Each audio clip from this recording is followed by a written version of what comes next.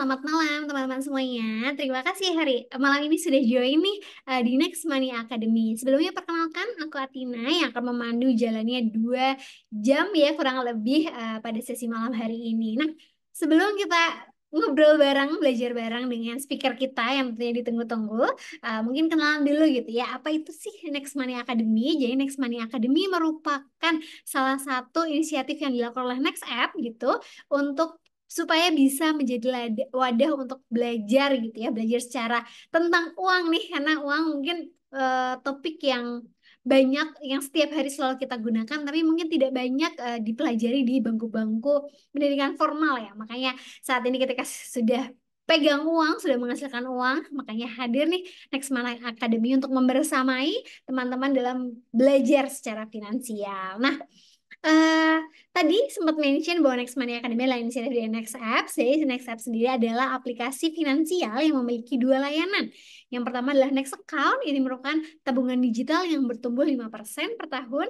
Dan yang layanan kedua adalah Next Card. Next Card adalah kartu kredit co-branding dengan BRI dan Mastercard. Nah, setelah ini akan dijelaskan gitu ya salah satu apa itu Next Account dan apa aja fiturnya dan manfaatnya dan apa itu Next Card. Nah, yang pertama adalah Next Account. Jadi karena tadi itu tabungan digital ya.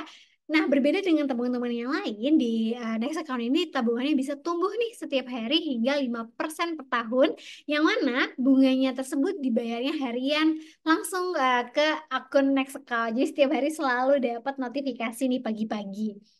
Kemudian karena tabungan digital bisa juga untuk manage nih keuangan sehari-hari dengan cara membuat budgeting lewat amplop-amplop yang ada di Next Account. Nah, udah di budgeting lewat amplop bisa digunakan sebagai transaksi pembayaran apapun lewat QRIS, dan tentunya ketika ada tagihan ataupun ini ya pulsa dan lain sebagainya juga bisa dilakukan lewat Next Account. Kemudian Next Account tidak ada minimal saldo mengendap untuk bisa gratis transfer ke seluruh jaringan bank lain ya, yang mana dapat 25 kali sebulan. Jadi semua akun sama bisa dapat 25 kali sebulan. Nah, pas banget gitu ya, karena minggu-minggu ini adalah kayaknya minggu-minggu gajian, mungkin ada yang sudah duluan di Jumat, ataupun yang baru Senin, atau yang masih nunggu. Nah, di Next Account pengen ngajakin teman-teman semua buat nabung bareng-bareng lewat tantangan nabung rutin. Jadi teman-teman tinggal nabung nih 5 juta di Next Account gitu ya, dan jangan lupa buat amplop gitu dengan memberikan namanya NR, nama goal kamu. Jadi bisa disesuaikan tabungannya pengen buat apa gitu. Kalau saya lagi pengen liburan akhir tahun gitu ya, bisa diganti NR strip liburan akhir tahun dan setor 5 juta di periode 23 sampai 31 Agustus, dan dipertahankan sampai periode gajian selanjutnya yaitu di bulan September. Nah, di bulan September ditambah lagi, ditop up lagi tabungan tersebut senilai 5 juta atau total 10 juta dan dipertahankan sampai Oktober. Nah, kalau bertahan nih sampai Oktober, teman-teman bisa dapetin saldo tanpa diundi sebesar 100.000 rupiah dan bisa dapetin badges di aplikasi, dan gak semua bisa dapat ya, hanya yang melakukan tantangan ini. Kemudian ada Next Card nih gitu. Tadi Next Card adalah kartu kredit yang co-branding dengan BRI dan Mastercard. Nah, spesialnya apa sih? Next Card ini adalah kartu kredit tanpa biaya tahunan. Jadi nggak usah pusing-pusing bayar biaya tahunannya atau telepon sana sini gitu ya. Next Card adalah biaya tanpa biaya tahunan. Kemudian Next Card bisa diatur, bisa dicek nih transaksinya secara real time.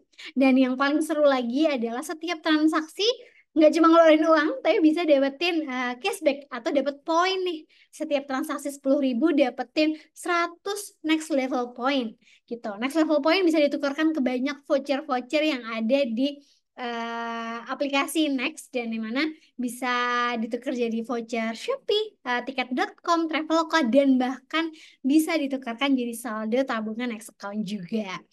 Buat teman-teman yang belum pernah punya Next Account, Next Card, bisa dapetin bonus aktivasi sebesar 60.000 Next Level Point dan juga voucher belanja sebesar 100.000 di merchant pilihan. Enaknya lagi, daftarnya nggak perlu datang ke cabang, ketemu agen, atau apa ngapain. Teman-teman tinggal download aplikasi Next App di Play Store atau App Store. gitu, dan langsung pilih next card dan daftar mandiri cuma 5 menit aja. Ini nggak pakai lama, dia bisa daftar sendiri. Nah, spesial juga nih karena masih Agustusan, kita ada promo yang jangan sampai dilewatkan, yaitu adalah promo 5 kali bonus aktivasi yang mana hanya ada di Agustus ini sampai 31 Agustus.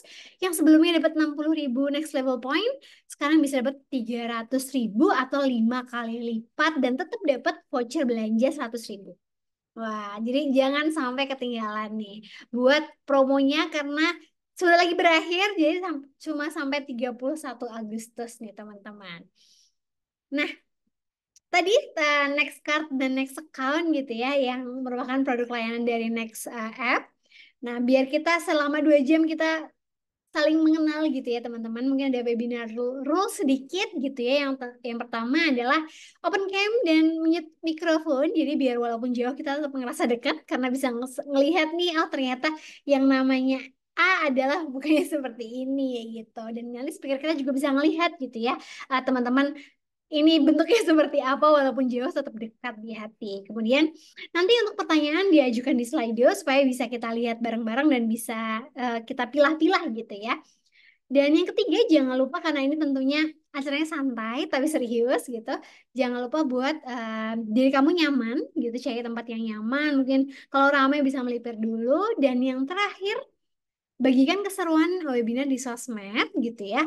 Karena kamu bisa dapetin 300.000 next account nih, saldo next account. Jadi baru buka next account, bisa langsung dapetin tabungan dari next app. Dan caranya dengan share, pokoknya share keseruan malam ini, di tag di app_next dan speaker kita @Dodi Bicara Investasi. Dan 3 orang yang beruntung akan dapetin saldo next account masing-masing 100.000 rupiah. Nah, nanti sesi tanya jawabnya silahkan dimasukkan ke Slido. Jadi kalau pemateri sedang membawakan apa, langsung ada pertanyaan, silahkan langsung diajukan di Slido supaya tidak ketumpuk ya dengan chat-chat lainnya. Nah, spesial, nah ini kita sudah masuk nih, wah, udah buka-buka familiar gitu ya. Pada malam hari ini kita kedatangan Pak Dodi Bicara Investasi, yang merupakan finansial kreator yang akan membahas topik tentang merdeka finansial karena masih di bulan Agustus. Jadi bisa kelola keuangan dan investasi di masa yang tak tentu, mungkin market lagi naik turun, kemudian juga harga pangan mungkin udah pada naik gitu ya. Dan ini teman-teman beruntung banget pada malam hari ini bisa gabung nih, bisa belajar bareng Pak Dodi gitu ya.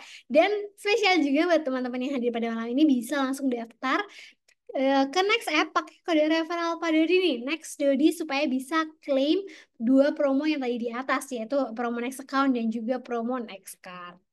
Nah, eh daripada lama-lama, mungkin kita langsung panggilkan saja nih speaker kita pada malam hari ini ya.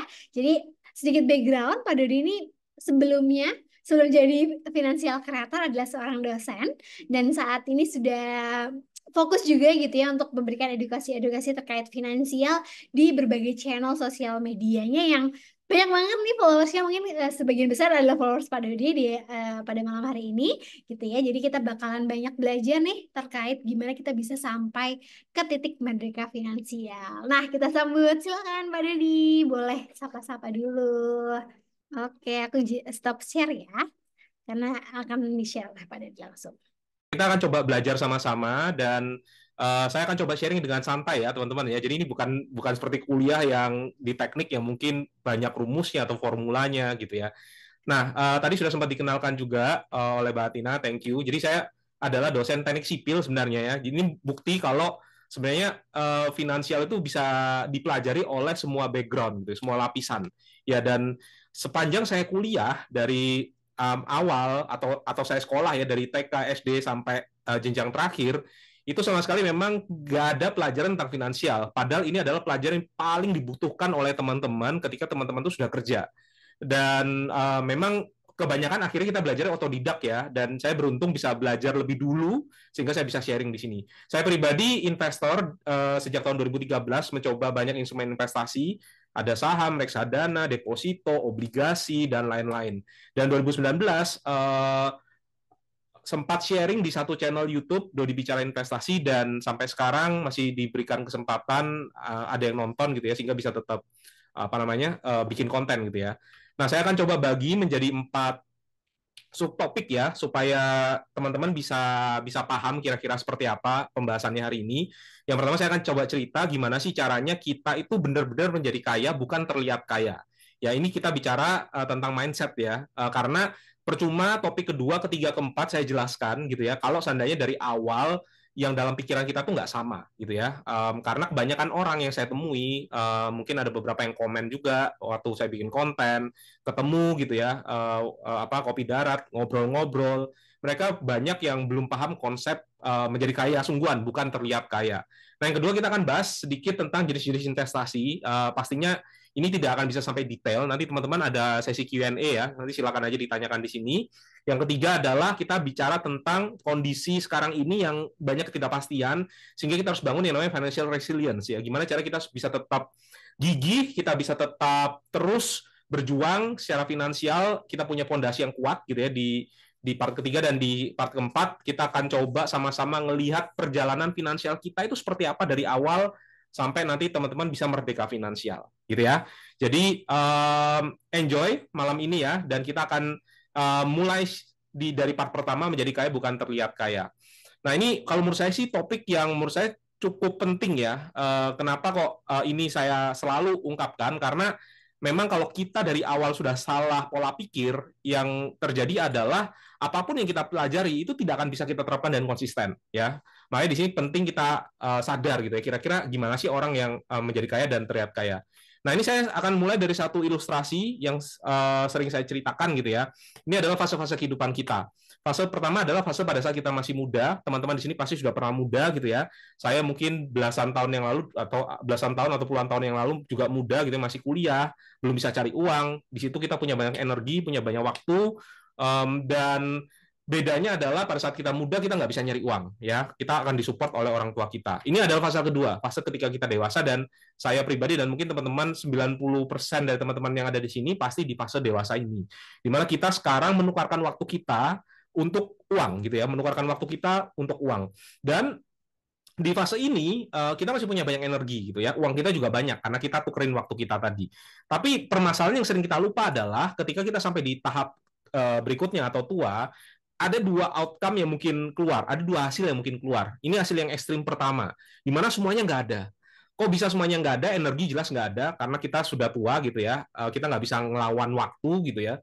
Kemudian waktunya kenapa nggak ada? Karena dari awal ternyata kita tidak mempersiapkan finansial kita gitu ya, tidak nyiapin finansial kita, tidak bertumbuh finansial, melewati segala macam fase ketika kita masih punya aktif income gitu ya, yang pada akhirnya kita nggak ada uang, sehingga pada saat nanti tua kita harus tetap bekerja lagi gitu ya untuk bisa memenuhi kebutuhan kita.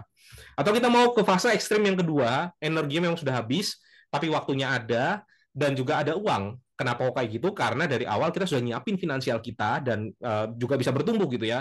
Walaupun memang kenyataannya ketika kita mempersiapkan finansial ada banyak sekali hal-hal yang bisa terjadi ya, kondisi politik lah, ada perang di luar, kemudian mungkin ada kenaikan harga dan seterusnya.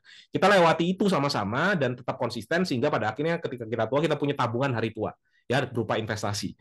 Nah, dan dari ini kita harus sadar kalau memang urgent bagi kita untuk mempersiapkan finansial kita.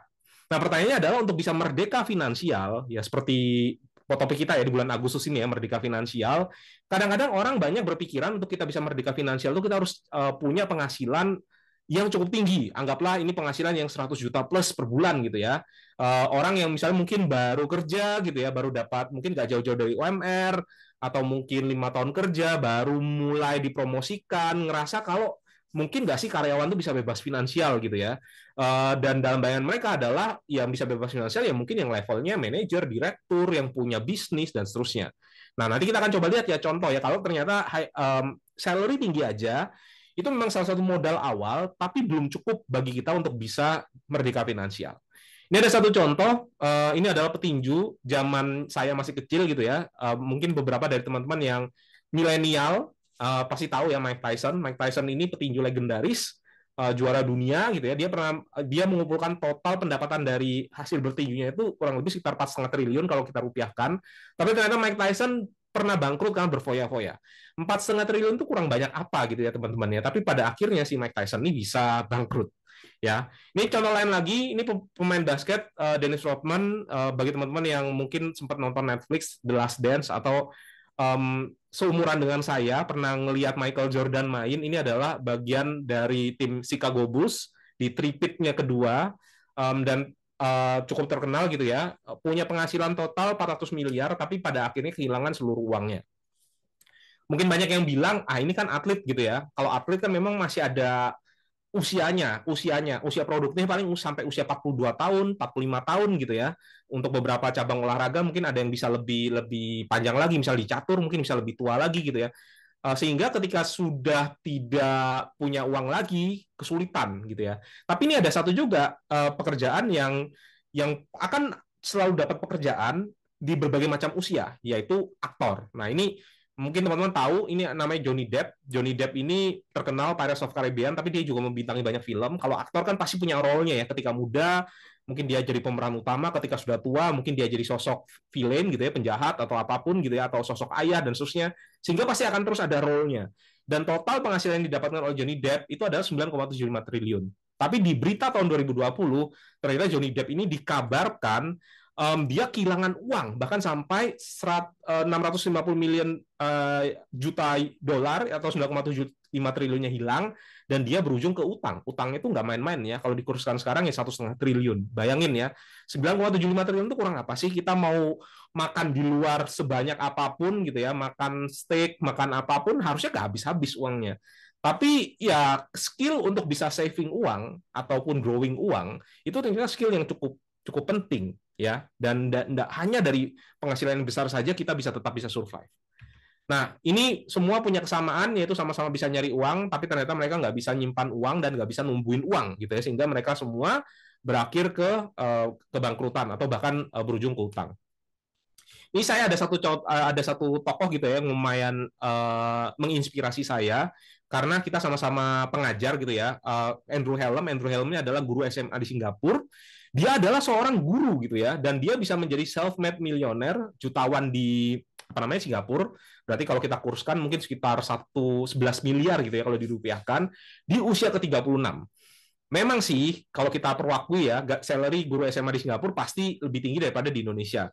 Cuman di biografinya dia cerita kalau salary guru SMA itu termasuk yang terendah dibandingkan dengan salary yang ada di Singapura, dan kita tahu sendiri biaya hidup di Singapura juga cukup mahal gitu ya. Biaya untuk sewa rumah juga cukup mahal. Nah, ternyata dia bisa menjadi self-made millionaire dan di usia ke-40 dia bisa bebas finansial dan diliput oleh CNBC. Ini artikel CNBC, dia juga diwawancarai. Apa rahasianya? Kita nanti akan lihat di belakang rahasianya apa, tapi pasti nggak jauh-jauh dari bisa nyari uang, bisa nyimpen uang, dan bisa numbuhin uang lewat investasi. Nah, ini ada juga kalau di Indonesia, saya coba cari-cari sosoknya. Mungkin teman-teman ada yang tahu ya, Pak Samuel Ray. Beliau juga diundang di berbagai macam podcast, bikin konten juga di sosial media, dan ternyata dengan jalur karyawan itu bisa bebas finansial di usia ke-35 tahun. Ya, karyawan ini bisa bebas finansial ya. Nanti teman-teman boleh untuk nonton gitu ya, ceritanya cukup menginspirasi kita yang memang lewat jalur karyawan, bukan yang entrepreneur gitu ya. Gimana caranya bisa meniti karir dengan baik, ketika ada uang diinvestasikan, budgeting gitu ya. Setiap bulan budgeting, nyatat uang setiap hari, pengeluaran setiap hari, untuk pergi ke... Jadi benar-benar yang dilakukan itu bisa kita praktekkan ya, bukan yang di awang-awang ilmunya. Nah, ini ada satu fenomena, mungkin teman-teman yang kerjanya di SCBD gitu ya, atau di Jakarta khususnya yang kerja di SCBD pasti relate ya. Awal-awal mungkin gajinya 5 juta, semuanya cukup kebutuhannya. Pas gajinya 10 juta, tiba-tiba kok pas-pasan ya gajinya ya. Pas gaji 50 juta, ternyata malah banyak utang ya. Apa yang terjadi? Karena pas gaji 5 juta kita banyak bersyukur, gaji masih kecil gitu ya, kita banyak berhemat. Tapi ketika digaji 10 juta, tiba-tiba kita ngerasain upgrade nih, mau upgrade gadget lah, yang dulu kita nggak pernah belanja, kita belanja lah karena naik gaji. Gaji 50 juta beda lagi ya, karena mungkin levelnya sudah manajer gitu ya, ngelihat circle-nya sama-sama, mungkin mobilnya naik gitu ya, mobil-mobil yang 500 jutaan ke atas, mulai ambil cicilan mobil, cicilan rumah, ternyata lifestyle-nya naik melebihi dari gaji yang diterima. Ya, kita nggak mau hal ini terjadi. Nah, ini ada satu quotes bagus, saya ambil dari salah satu investor saham di Indonesia, Pak Lo Keng Hong. Ya, beliau mengatakan kalau adalah the goal is to be rich, not to look rich. Goalnya kita adalah menjadi kaya, bukan terlihat kaya. Menjadi kaya itu penting, kelihatan kaya itu nggak penting.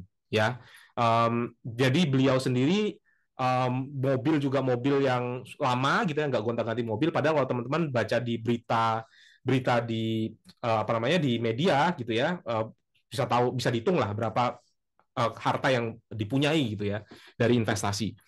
Nah, ini mungkin yang kehidupan orang kaya yang sering kita bayangkan gitu ya. Punya sports car, mobil mewah, mobil sport gitu ya, jam tangannya harus mahal, hiburannya pun harus mewah gitu ya. Ini yang sering kali orang-orang bayangkan, dan ketika saya sering ketemu dengan banyak orang, ini yang mereka sering impi-impikan gitu ya, terutama anak-anak muda, karena mungkin suka ngelihat di sosial media kehidupan orang kaya itu seperti apa. Padahal kalau kita lihat satu buku ya, ini ada satu buku yang bagus, The Millionaire Next Door. Autorsnya itu mewawancarai sekian banyak orang-orang yang menjadi milioner atau jutawan di USD, dalam kurs USD gitu ya, di US, dan ternyata ini yang sesungguhnya. Ternyata kehidupan orang yang sebenarnya itu seperti kayak gini. Mobilnya itu mobil Jepang gitu ya, karena reliable, murah, irit gitu ya. Jam tangannya juga jam tangan Jepang ya, bukan jam tangan yang mewah banget ya. Dan hiburannya dengan teman dan keluarga. Ini sebenarnya hasil survei dari para jutawan yang ada di US. Ya, jadi sebenarnya penting bagi kita kalau seandainya kita itu kaya sungguhan, bukan terlihat kaya. Mungkin teman-teman juga sering dengar ada jokes gitu ya, orang yang paling kaya itu ketika datang ke bank itu yang biasanya pakai kaos singlet gitu ya, pakai sandal jepit, pakai celana pendek gitu ya, dibandingkan dengan mungkin orang yang pakai jas, kelihatan rapi dan seterusnya. Bukan berarti nggak boleh gitu ya, tapi itu adalah realitanya. Semakin kaya orang, semakin mungkin orang itu tidak begitu terlalu menganggap hal-hal yang ada di depan gitu ya sebagai yang utama. Nah, di sini saya akan coba mungkin tanya ke teman-teman gitu ya, apa hubungan teman-teman terhadap uang? Ya, uang itu berarti apa sih bagi teman-teman? Ini mungkin teman-teman pertanyaan yang harus teman-teman pikirkan, karena bisa jadi uang ketika teman-teman salah asumsi atau salah anggap gitu ya, itu yang mendasari teman-teman menggunakan uang itu dengan tidak bijak gitu ya. Ini saya akan putarkan satu klip ya. Ini bagus banget klipnya. Ini semoga kedengaran ya. Ini coba saya putarkan klipnya. Coba di play. Ini kayak nggak kedengeran ya. Bentar-bentar.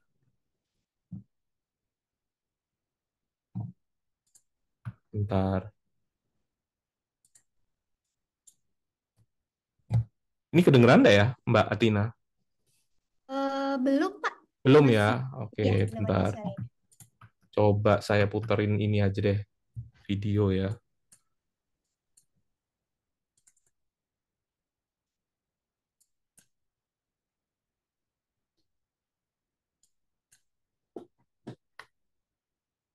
Oke, bentar-bentar.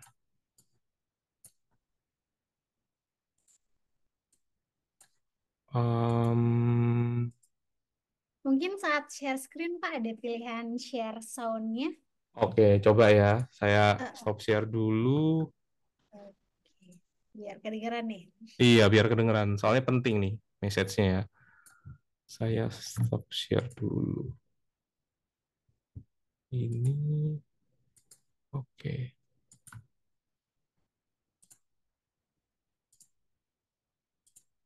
Pilih. Oh iya, share sound-nya. Begitu Oke, dapat uang, coba ya, ini kaget. kesempatan gue gitu. Nah, cuman Kita persoalannya mulai dari adalah kalau lo jadi utusan Beneran ya. membalas dendam, Hubungan lo sama lo suka uang nggak kayak gimana sih? kontrol. Lo menganggap Kalau uang buat itu apa gue, sih? uang itu Jadi adalah apa ya? Ya untuk udah biaya membeli. hidup aja gitu buat Oke, hidup aja. maksud gue gini, apakah uang itu Jadi gimana buat lo caranya adalah uang untuk itu bisa kasih gue tahu pakai bahwa untuk membeli gue uang sukses nih, nih, makanya gue punya misalnya uang. contohnya Atau, kayak uang itu buat lo adalah gue nggak usah balas masak dendam atas selama hal 2 yang jam, lo nggak gue tinggal dapat ketika GoFood, muda. tapi gue bayar. Atau uang Berarti itu gue membeli adalah 2 jam untuk hidup gue. cara lo ngasih 2 jam lihat itu gue bahwa pakai buat gue apa? ini penting nih di Gue pakai masyarakat main nih, sama makanya gue anak, seneng dong main sama uang, ngomong dapat sama istri, Lebih ke apa tuh kalau lu dapat kerjaan, balas dendam, lu harus keluar kota, Iya. itu nilainya gede gitu misalnya. Kalau lu punya uang, lu mungkin bisa nolak, lu bisa tahun baruan sama istri lu. Jadi itu akan melandasi cara beli uang menggunakan uang itu. Makanya kalau gue punya Jadi kalau uang, buat lo itu balas dendam, itu gue dan banyak banget kan invest. teman-teman yang kayak gitu ya. Iya, Kenapa? Komik ya. Karena supaya tuanya uang yang udah gue invest kan begitu dapat uang itu bisa membeli waktu tua gue. Nah cuman persoalannya jadi gue harus kalau lo kerja jadi itu sarana dari balas uang yang dendam, udah gue lo suka tabung nggak invest kontrol. udah lama ini, Kalau buat gue bisa gua, ambil tiap tahun itu sekian adalah untuk membeli waktu gue di masa tua. Waktu kalau buat gue. Jadi gimana caranya uang itu bisa gue pakai Jadi tumpang tindih. Nah, sorry teman-teman kayaknya juga. untuk membeli waktu. Misalnya contohnya kayak iya. gue nggak Bentar. Nah, ini lebih enak. Coba boleh di play. usah masak Ah, selama 2 jam, gue tinggal GoFood, tapi gue bayar. Berarti gue membeli 2 jam untuk hidup gue. 2 jam itu gue pakai buat apa? Gue pakai main sama anak, seneng dong main sama anak, ngomong sama istri, ngobrol. Lu dapat kerjaan yang lo harus keluar kota, itu nilainya gede gitu misalnya. Kalau lo punya uang, lo mungkin bisa nolak, jadi lo bisa tahun baruan sama istri lo. Jadi uang buat gue itu untuk membeli waktu. Makanya kalau gue punya uang, itu gue invest. Kenapa? Karena supaya tuanya uang yang udah gue invest kan berkembang. Itu bisa membeli waktu tua gue. Iya. Jadi gue nggak harus kerja. Dari uang yang udah gue tabung, invest udah lama ini, gue bisa ambil tiap tahun sekian untuk membeli waktu gue di masa tua. Oke, Kita mulai dari teman-teman bisa nangkep ya. Jadi menarik banget yang dikatakan oleh Bang Radit gitu ya. Bang Radit ini juga salah satu panutan, meskipun beliau banyak terkenal penulis stand up comedy, tapi konten-konten tentang finansialnya sangat inspiring gitu ya. Banyak yang salah pendapat tentang uang gitu ya. Banyak yang pakai uang untuk kasih tahu kalau saya itu sukses. Ini sering banget teman-teman ketika teman-teman baru aja, istilah OKB gitu ya, OKB pingin beli ini, beli itu, supaya kelihatan sama keluarganya, temannya kalau dia itu sukses. Jam tangannya harus mewah, harus gonta-ganti ini, dan seterusnya, dan seterusnya. Yang kedua, balas dendam. Pas kecil dulu, pas mau beli mainan ini nggak bisa. Pas kecil dulu mau kayak gini nggak bisa. Jadi ketika sudah ada uang, apapun yang dia mau, dia akan beli. Dan yang ketiga ini yang paling parah ya, karena kita hidup di sosial media, mungkin zaman saya dulu masih SMA itu masih pakai Nokia 3310 gitu yang buat bisa digunain buat ngelempar orang kalau nyuri gitu ya. Nah itu nggak ada sosial media sama sekali zaman 2005 2004 tuh nggak ada. Mungkin pas zamannya Friendster kayaknya ya waktu itu ya, belum ada zaman Facebook. Nah ini yang membuat kita semakin diperparah dengan adanya sosial media ini, kita semakin bisa lebih sharing ke orang-orang, dan kita juga sering bisa menerima ya yang di-sharingkan oleh orang-orang, sehingga membuat kita jadi iri gitu ya kan. Biasanya ketika kita iri, kita ingin untuk menunjukkan kalau kita juga sama dengan mereka, dan seterusnya, dan seterusnya. Nah ini yang ingin kita pamerkan gitu ya ke orang-orang, padahal sebenarnya uang yang paling benar itu adalah kita membeli waktu, karena waktu itu kita nggak bisa putar kembali ya. Jadi uang kita fokuskan untuk bisa membeli waktu kita atau freedomnya kita. Tadi banyak contoh ya, kita nggak bisa masak, kita mau hemat waktu masak ya kita order makanan di luar gitu ya. Itu bisa terjadi kalau seandainya kita dalam kondisi merdeka finansial ya, kita punya banyak uang yang untuk bisa kita gunakan ya. Jadi konsep financial freedom kita akan revisi. Kalau awal tadi kita kan punya banyak penghasilan gitu ya, tapi di sini kita revisi ke kita punya banyak aset investasi. Aset investasinya kasih passive income-nya itu bisa mengcover biaya hidup. Inilah definisi merdeka finansial yang sesungguhnya ya. Nah kalau teman-teman masih belum bisa untuk cari uang selagi teman-teman tidur ya, maksudnya di sini dengan cara membangun aset investasi, maka teman-teman akan bekerja sampai teman-teman meninggal. Ingat ilustrasi yang pertama tadi, yang fase tua tadi, ketika sama-sama nggak bisa ngumpulin aset investasi dan ngasih passive income, maka teman-teman harus bekerja sampai teman-teman nanti meninggal, gitu ya. Nah, ada 3 konsep, dan kalau teman-teman baca buku-buku finansial manapun, sudah pasti akan 80% pembahasannya akan berkisar di antara ini. Yang pertama adalah making money, yang kedua adalah saving money, dan yang ketiga adalah growing money. Jadi konsep semua buku finansial, hampir semua buku finansial pasti akan membahas tentang tiga ini. Mungkin akan banyak yang membahas tentang growing money dengan cara investasi, bangun bisnis. Ada yang banyak tentang baca tentang hidup frugal ya, gimana cara bisa berhemat dan seterusnya. Ada juga yang ngajarin cara untuk bisa making money gitu ya, cara untuk dapatin uang dan seterusnya, marketing lah dan seterusnya gitu ya. Dan tiga ini yang kita harus balance, harus seimbang. Ada yang bilang wah lebih baik kita ngasilin pendapatan yang lebih tinggi aja daripada kita berhemat gitu ya. Padahal teman-teman sudah tahu tadi ada contoh-contoh orang yang sudah jago bikin uang, ngasilin uang, tapi pada akhirnya berujung ke kebangkrutan gitu ya. Maka tiga ini harus seimbang. Orang yang di sini making money, ya di sini making money, keeping money, tapi nggak bisa growing money, apa artinya? Uangnya yang nggak bertumbuh, akan termakan inflasi. Orang yang bisa making money, nggak bisa keeping money, tapi bisa growing money, artinya dia ngasilin banyak uang nih, gajinya double digit, triple digit gitu ya per bulan ya. Dia juga bisa invest, tapi boros banget sehingga yang ditabung tuh hanya kurang dari 3 juta, kurang dari 2 juta, hasilnya juga nggak akan maksimal. Ada orang yang jago banget hidup frugal, beririt, hemat, irit, dan susah gitu ya. Pinter investasi, tahu cara taruh investasi yang aman gitu ya, yang menghasilkan return yang tinggi, tapi pendapatannya nggak jauh dari UMR. Nah, yang terjadi adalah juga nggak maksimal. Maka semuanya itu harus balance. Mungkin teman-teman nggak harus yang top sekali bisa making money gitu ya. Teman-teman juga nggak harus menjadi orang yang sangat amat frugal, tapi kalau semuanya balance dan juga bisa taruh investasi yang aman gitu ya, yang teman-teman yakin ketika teman-teman taruh di sini tidak akan membuat teman-teman rugi ya, karena teman-teman sudah tahu instrumen investasinya dan bisa bertumbuh, maka yang terjadi adalah akan menjadi optimal semuanya. Oke, kita akan coba bahas satu-satu ya. Kita akan coba masuk ke keeping money. Nah, ini yang mungkin orang-orang sering anggap sepele gitu ya. Ngapain sih kita harus belajar nabung? Kan dari kecil kita sudah diajarin orang tua kita untuk nabung, kita sudah diajarin peribahasa menabung pangkal kaya. Tapi sampai sekarang banyak orang yang susah untuk bisa menabung, ya. Bahkan punya dana darurat aja itu belum tentu ada di dalam tabungan. Nah, di sini kita harus paham dulu esensi kenapa kok kita harus bisa saving. Sebenarnya esensi dari bisa saving adalah kita bisa bahagia dengan lebih sedikit.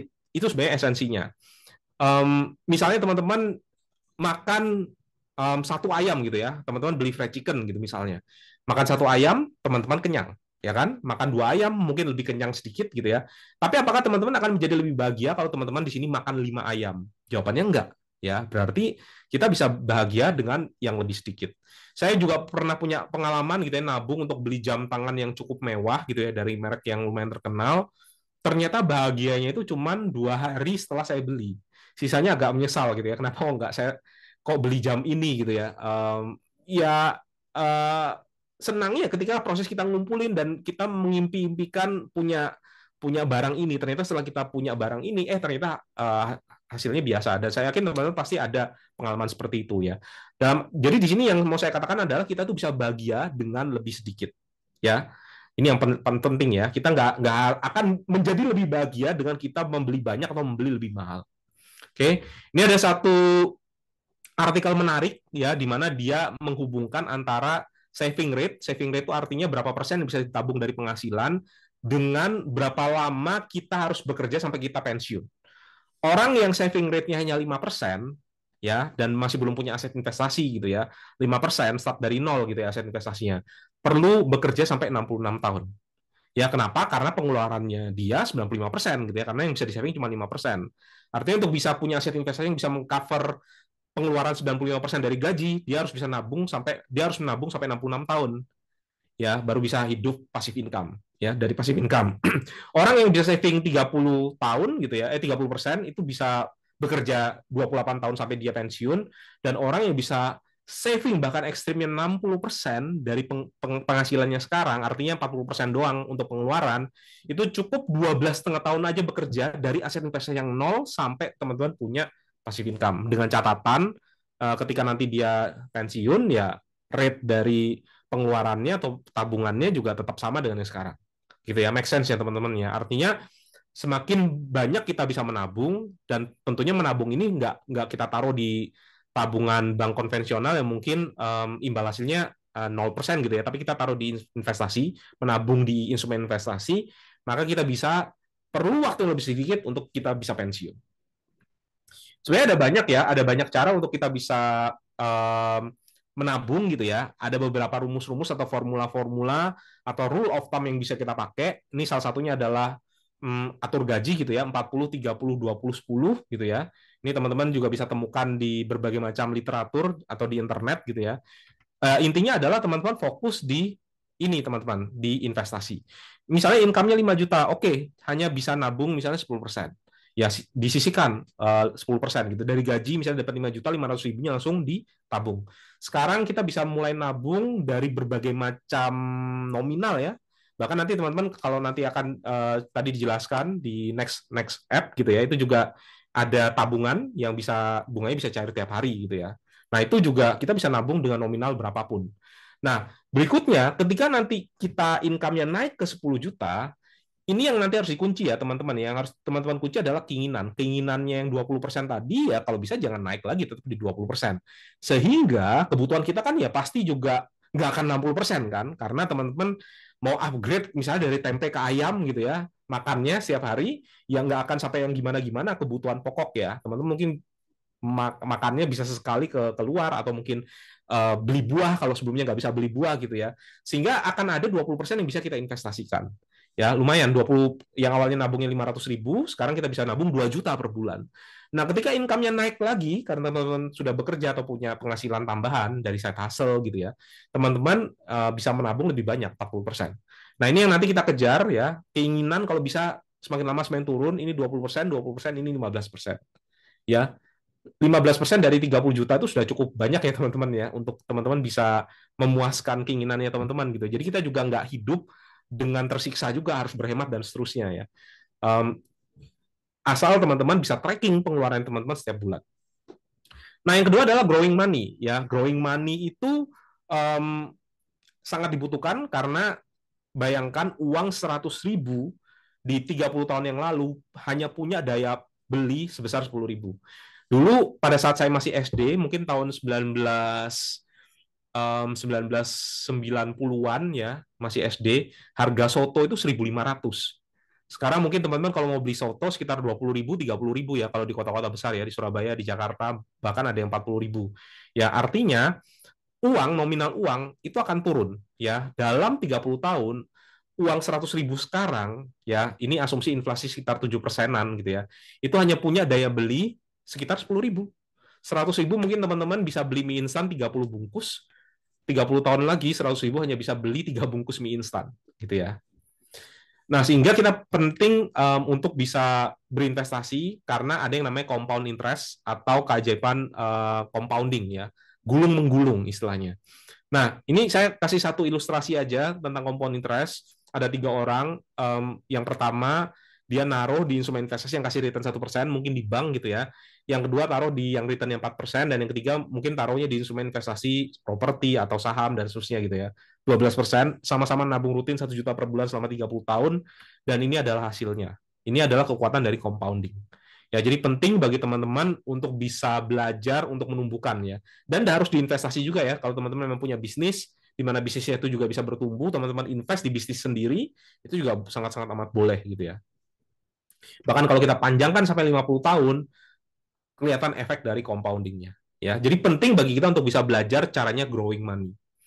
Nah, di mana kita taruh? Nah, kita coba bahas di part kedua, yaitu jenis-jenis investasi. Nah, di sini saya akan coba bagi instrumen investasi menjadi 3 jenis. Yang pertama ada aset fisik, ya. Yang kedua adalah aset finansial atau aset kertas, paper asset, dan yang ketiga adalah digital asset. Ya, physical asset ini adalah mungkin generasi orang tuanya kita, gitu ya. Mungkin kalau teman-teman ingat pada saat awal bekerja, orang tua sering bilang kalau punya uang taruh di emas, buat beli tanah, gitu ya, buat nyicil rumah, gitu ya. Ini aset fisik. Ini aset yang cukup populer di generasi orang tua kita. Di atasnya milenial, ya. Ini juga yang membuat harga tanah naik ya, karena semua generasi di atasnya kita itu pada investasi di tanah. Makanya harga tanah sekarang lumayan naik gitu ya, dan sempat stagnan bertahun-tahun gitu ya. Nah, tapi ini untuk generasi milenial ini yang sekarang lebih populer. financial asset, gitu ya. Kenapa kok financial asset populer?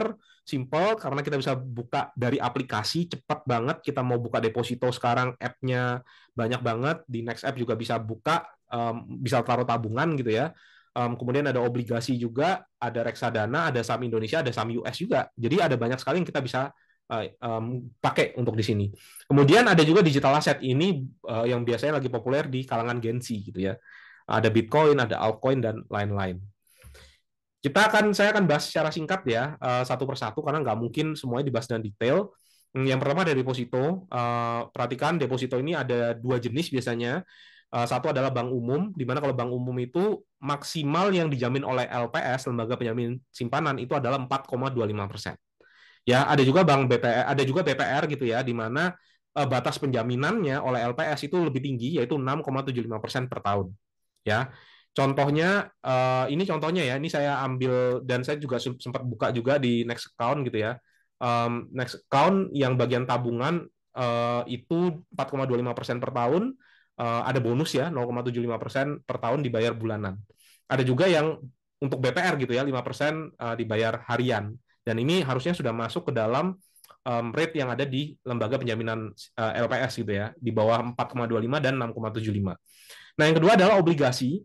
Ya, obligasi itu singkatnya adalah surat hutang negara. Salah satu penerbitnya adalah negara. Kita meminjamkan uang kita kepada negara. Negara akan gunakan untuk membiayai APBN, untuk pembangunan infrastruktur dan lain sebagainya, gitu ya. Dan yang ketiga itu adalah saham. Ya, teman-teman misalnya beli saham bank atau saham telekomunikasi atau saham otomotif, dan uangnya akan bertumbuh kalau seandainya memang perusahaan yang teman-teman investasikan terus-menerus mencetak keuntungan. Ya, kita bisa dapat kenaikan harga dan juga dapat dividen namanya. Ini contohnya aja, ini saya ambil cukup lama, sekarang sudah balik naik ya, indeks harga saham gabungan IHSG, screenshotnya 6.800, sekarang harusnya sudah 7.500 ya. Kalau kita tarik dari awal buka di 1982, maka return dari pasar saham Indonesia itu kurang lebih sekitar 10,6% per tahun. Jadi teman-teman harus punya ekspektasi yang jelas ya. Mungkin ada yang nawarin seminar trading 20% per bulan, konsisten. Ini realitanya. 900 saham kalau dikumpulkan jadi satu, diukur kinerjanya kurang lebih sekitar 11% per tahun. Harusnya investasi di saham itu returnnya lebih rendah daripada teman-teman kalau taruh di bisnis. Ya, jadi investasi saham itu idealnya adalah uang dingin yang mungkin sudah nggak bisa lagi diputerin ke bisnis dan seterusnya gitu ya. Ini contoh aja. Ini sekali lagi bukan untuk ngajak teman-teman beli, tapi mau kasih lihat potensi aja di saham. Mungkin teman-teman ada yang pernah tahu produknya ya, Indomie dan seterusnya gitu ya. Indofood ini returnnya 12% per tahun dari awal sampai 2005 sampai 2024. Kalau taruh uang 100 juta, ini akan jadi 852 juta. Kemudian ada juga saham Pakuwon Jati, kalau di Surabaya teman-teman tahu mall-nya gitu ya, TP, Pakuwon City Mall. Kalau di Jakarta ada Kokas, ada Gandaria City. Itu 100 juta di 2005, itu akan menjadi 2,2 miliar di 2024. Returnnya sekitar 17,7%. Ini bank favorit pasar saham di Indonesia, Bank BCA. Itu 100 juta di 2005 akan menjadi 2,69 miliar di 2024, atau returnnya sekitar 19% per tahun. Selain itu, teman-teman juga bisa dapat yang namanya dividen gitu ya. Tiap tahun bisa ada ya, bagi 2 kali atau bagi 1 kali gitu ya. Lumayan, ini bisa jadi passive income. Tapi ingat sekali lagi, saya nggak semua orang cocok di saham ya, karena profil resiko tiap-tiap orang itu bisa berbeda-beda ya. Mungkin teman-teman bisa mulai yang awal memulai investasi, coba dulu dari dengan instrumen investasi yang lebih rendah resiko ya, contohnya deposito gitu ya, lebih rendah resiko, atau reksadana atau tabungan di bank yang high yield ya, yang tingkat suku bunganya cukup tinggi. Ini saya skip aja, nanti silakan teman-teman kalau ada yang mau tanya bisa tanya pada saat sesi tanya jawab. Ini juga untuk buka saham perlu buka di sekuritas, dan ini mungkin investasi terakhir gitu ya, yaitu reksadana. Ya, reksadana sebenarnya simple, kita ngumpulin uangnya ditaruh dalam satu wadah, wadahnya nanti ada yang ngelola namanya manajer investasi. Manajer investasi itu akan taruh di beberapa instrumen yang tadi kita sudah pelajari di depan. Kalau dia taruhnya di deposito, itu namanya adalah reksadana pasar uang. Kalau taruhnya di obligasi, itu namanya reksadana pendapatan tetap. Kalau taruhnya di saham, itu namanya reksadana saham. Kenapa kok perlu orang lain buat ngelola? Karena siapa tahu kita nggak ngerti apa yang mau kita beli. Daripada pusing-pusing teman-teman di kerjaan ngeliatin naik turunnya harga, salah pilih saham, tanya temen, malah kejeblos gitu ya, ke saham-saham yang aneh-aneh, dipercayakan ke manajer investasi. Tapi tentunya return dari manajer investasi itu akan dipotong dengan biaya manajemen. Ya, teman-teman perlu perhatikan itu gitu ya, karena kita kasih uang ke orang lain gitu ya untuk mengelola. Ya, dan semua yang tadi saya bahas, kita bahas semua itu adalah instrumen investasi yang legal di Indonesia karena sudah terdaftar dan diawasi oleh OJK gitu ya. Khususnya manajer investasinya, aplikasi untuk beli sahamnya, aplikasi bank digitalnya, dan seterusnya itu sudah teman-teman harus cek, pastikan sudah terdaftar dan diawasi oleh OJK. Ini kalau saya mau jabarkan risk dan return, ya maka kurang lebih akan seperti ini. Deposito dan tabungan itu paling rendah, tapi resikonya rendah juga. Reksadana pasar uang sedikit naik, obligasi, pendapatan tetap. Nah, sebelah kanan ini itu adalah yang resiko yang lebih tinggi, tapi menjanjikan return yang lebih tinggi. Ya, jelas ya. Nggak ada di dunia ini yang menjanjikan return-nya tinggi, tapi resikonya rendah kayak deposito, itu nggak ada. Sebenarnya ada ya, yaitu investasi bodong, dan itu yang biasanya menjebak teman-teman ya. Ditawarin untung 1% per hari gitu ya, nggak ada resiko. Ini member-member yang sudah cuan semua, ada yang dapat mobil, ada yang dapat apa, itu akan berulang terus ya, dari zaman saya masih kuliah sampai sekarang, modusnya beda-beda. Mungkin setahun yang lalu itu ada yang namanya robot trading, sekarang lagi juga marak yang ngeklik suruh nge-like gitu ya, video TikTok, video YouTube. Nanti mungkin tahun depan pakai AI, tahun depannya lagi apa gitu, ChatGPT mungkin diolah-olah, dibikin supaya ada investasi bodongnya gitu ya. Nah, hal-hal kayak gitu-gitu teman-teman harus sadar ya, di dunia ini nggak ada makan siang gratis. Yang menjanjikan return tinggi tanpa ada resiko itu 99,99% itu investasi bodong ya. Sekarang mungkin bagi teman-teman yang bingung, ini saya jelaskan singkat aja, tapi bagi yang nanti mau tanya boleh juga di kolom chat gitu ya. Ini ada di meeting chat gitu ya, linknya untuk nanya. Cara untuk memilih instrumen investasi. Yang pertama adalah kita pilih fixed income atau equity base. Ya, apa yang dimaksud fixed income? Namanya aja pendapatan pasti. Bagi teman-teman yang sukanya pasti-pasti aja, saya mau taruh uang 10 juta, saya mau nanti di akhir tahun kembali 10 juta, itu teman-teman pasti suka yang kiri. Ya, ini contohnya adalah deposito, tabungan gitu ya, ada pasar uang, ada obligasi, SBN retail gitu ya, ada reksadana pendapatan tetap, SBN retail, ada ORI, ada sukuk gitu ya. Jadi teman-teman di sini nggak mau modalnya hilang. Ya, kalau modalnya hilang turun 100.000 aja dari 10 juta, nggak bisa tidur setiap malam. Ya pilihnya yang kiri. Yang kanan adalah teman-teman ngerasa, loh 10 juta kok cuma ngasilin 500.000, kok kecil banget gitu ya. Ya udah teman-teman pilih yang lebih beresiko. Tapi teman-teman harus siap ya, uangnya 10 juta tuh bisa turun sampai 7 juta. Pada saat pandemi itu saham-saham besar tuh turun sampai 30%. 10 juta turun jadi 7 juta, 100 juta turunnya jadi 70 juta, 1 miliar turunnya jadi 700 juta, hilang satu mobil. Kalau teman-teman jual rugi, itu satu mobil hilang. Ya, nah siap nggak teman-teman dengan resikonya? Makanya jangan suka ngelihat di satu sisi ya. Oh, cari yang return-nya tinggi, tapi ketika pasar saham lagi turun, kondisi uncertain seperti kayak gini ya, pasar saham bergejolak, teman-teman panik. Atau mungkin cari yang resikonya serendah mungkin, tapi ngomel kalau seandainya return-nya rendah gitu ya. Wah, uang kayak gini mending buka dagangan cilok aja gitu ya. Uang segini bisa muter lebih banyak ya. Beda ya, ini soalnya investasi yang bersifat pasif. Oke. Berikutnya adalah paper asset versus real asset ya.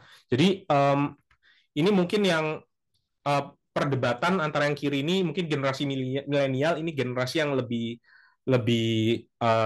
senior gitu ya, yang di atasnya milenial, atau mungkin ada juga milenial yang lebih tertarik di aset nyata gitu ya.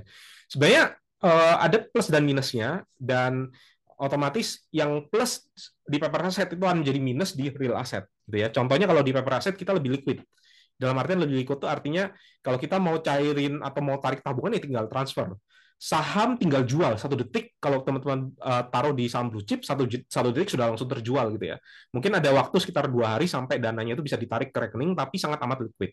Beda dengan kalau seandainya kita beli properti, di mana kalau properti itu kita bahkan harus nunggu pembeli dulu untuk bisa membeli uang kita, dan bisa jadi kalau aset properti kita sampai miliaran itu butuh waktu berminggu-minggu, berbulan-bulan sampai terjual.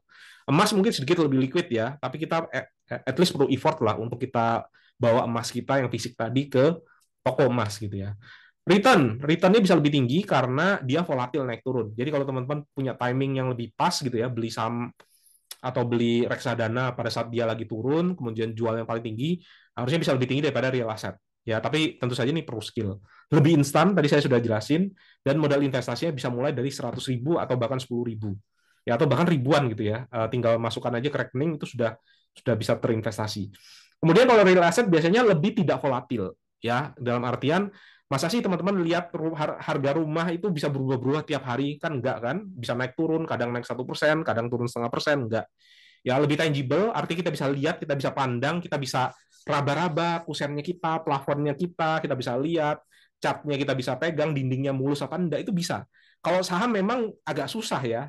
Masa HP-nya teman-teman pegang-pegang gitu kan enggak ya. Maksudnya kalau real asset itu lebih nyata, kita bisa tinggali gitu, kita bisa lihat, kita bisa pandang, dan biasanya lebih ada proteksi terhadap inflasi gitu ya. Karena emas dan tanah ini kan sesuatu yang langka gitu ya.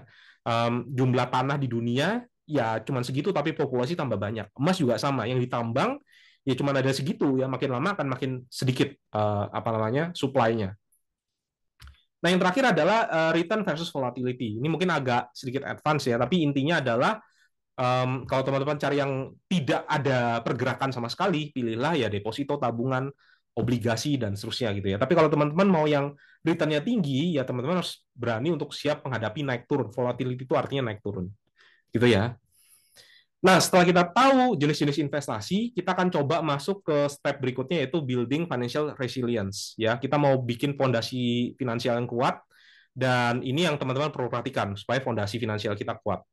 Sebenarnya kalau kita mau bahas dari sisi financial planning, ini ada banyak banget check up finansial yang perlu kita lakukan ya. Saya nggak akan bahas satu-satu gitu ya. Ada macam-macam rasio likuiditas, ada liquid asset to net ratio dan seterusnya. Tapi yang biasanya sering saya gunakan untuk bisa mengecek apakah finansial kita terus bertumbuh, itu hanya satu rasio, yaitu net worth itu terus bertumbuh. Ya, teman-teman tahu net worth ya. Kalau teman-teman lapor SPT, ada harta, ada kewajiban, ada hutang, harta dikurangi hutang itu adalah modalnya kita. Ya, itu adalah net worth-nya kita. Apakah setiap bulan net worth-nya kita tuh bertumbuh? Aset mungkin boleh bertumbuh, tapi kalau asetnya bertumbuh karena kita ngutang, ngambil cicilan, itu juga nggak bagus. Ya, ini saya putarkan lagi satu video singkat aja. Ya, ini coba saya mute dulu.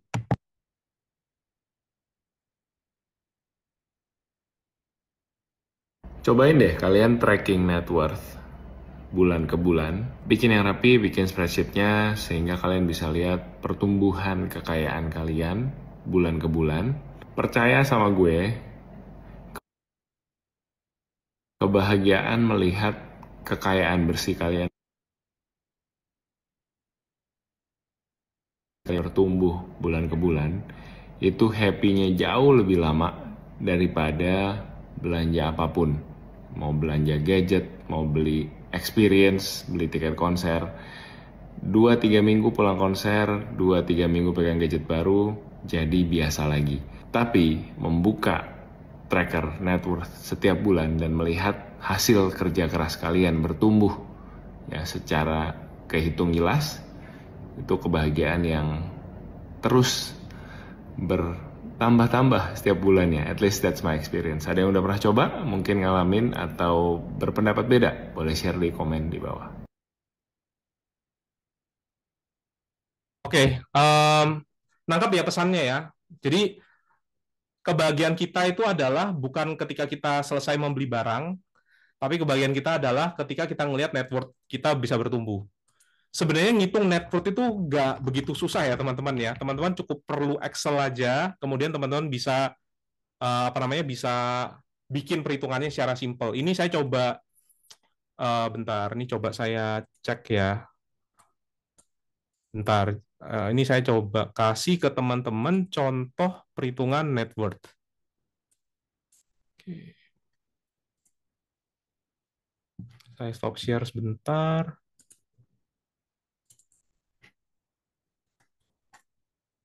Um,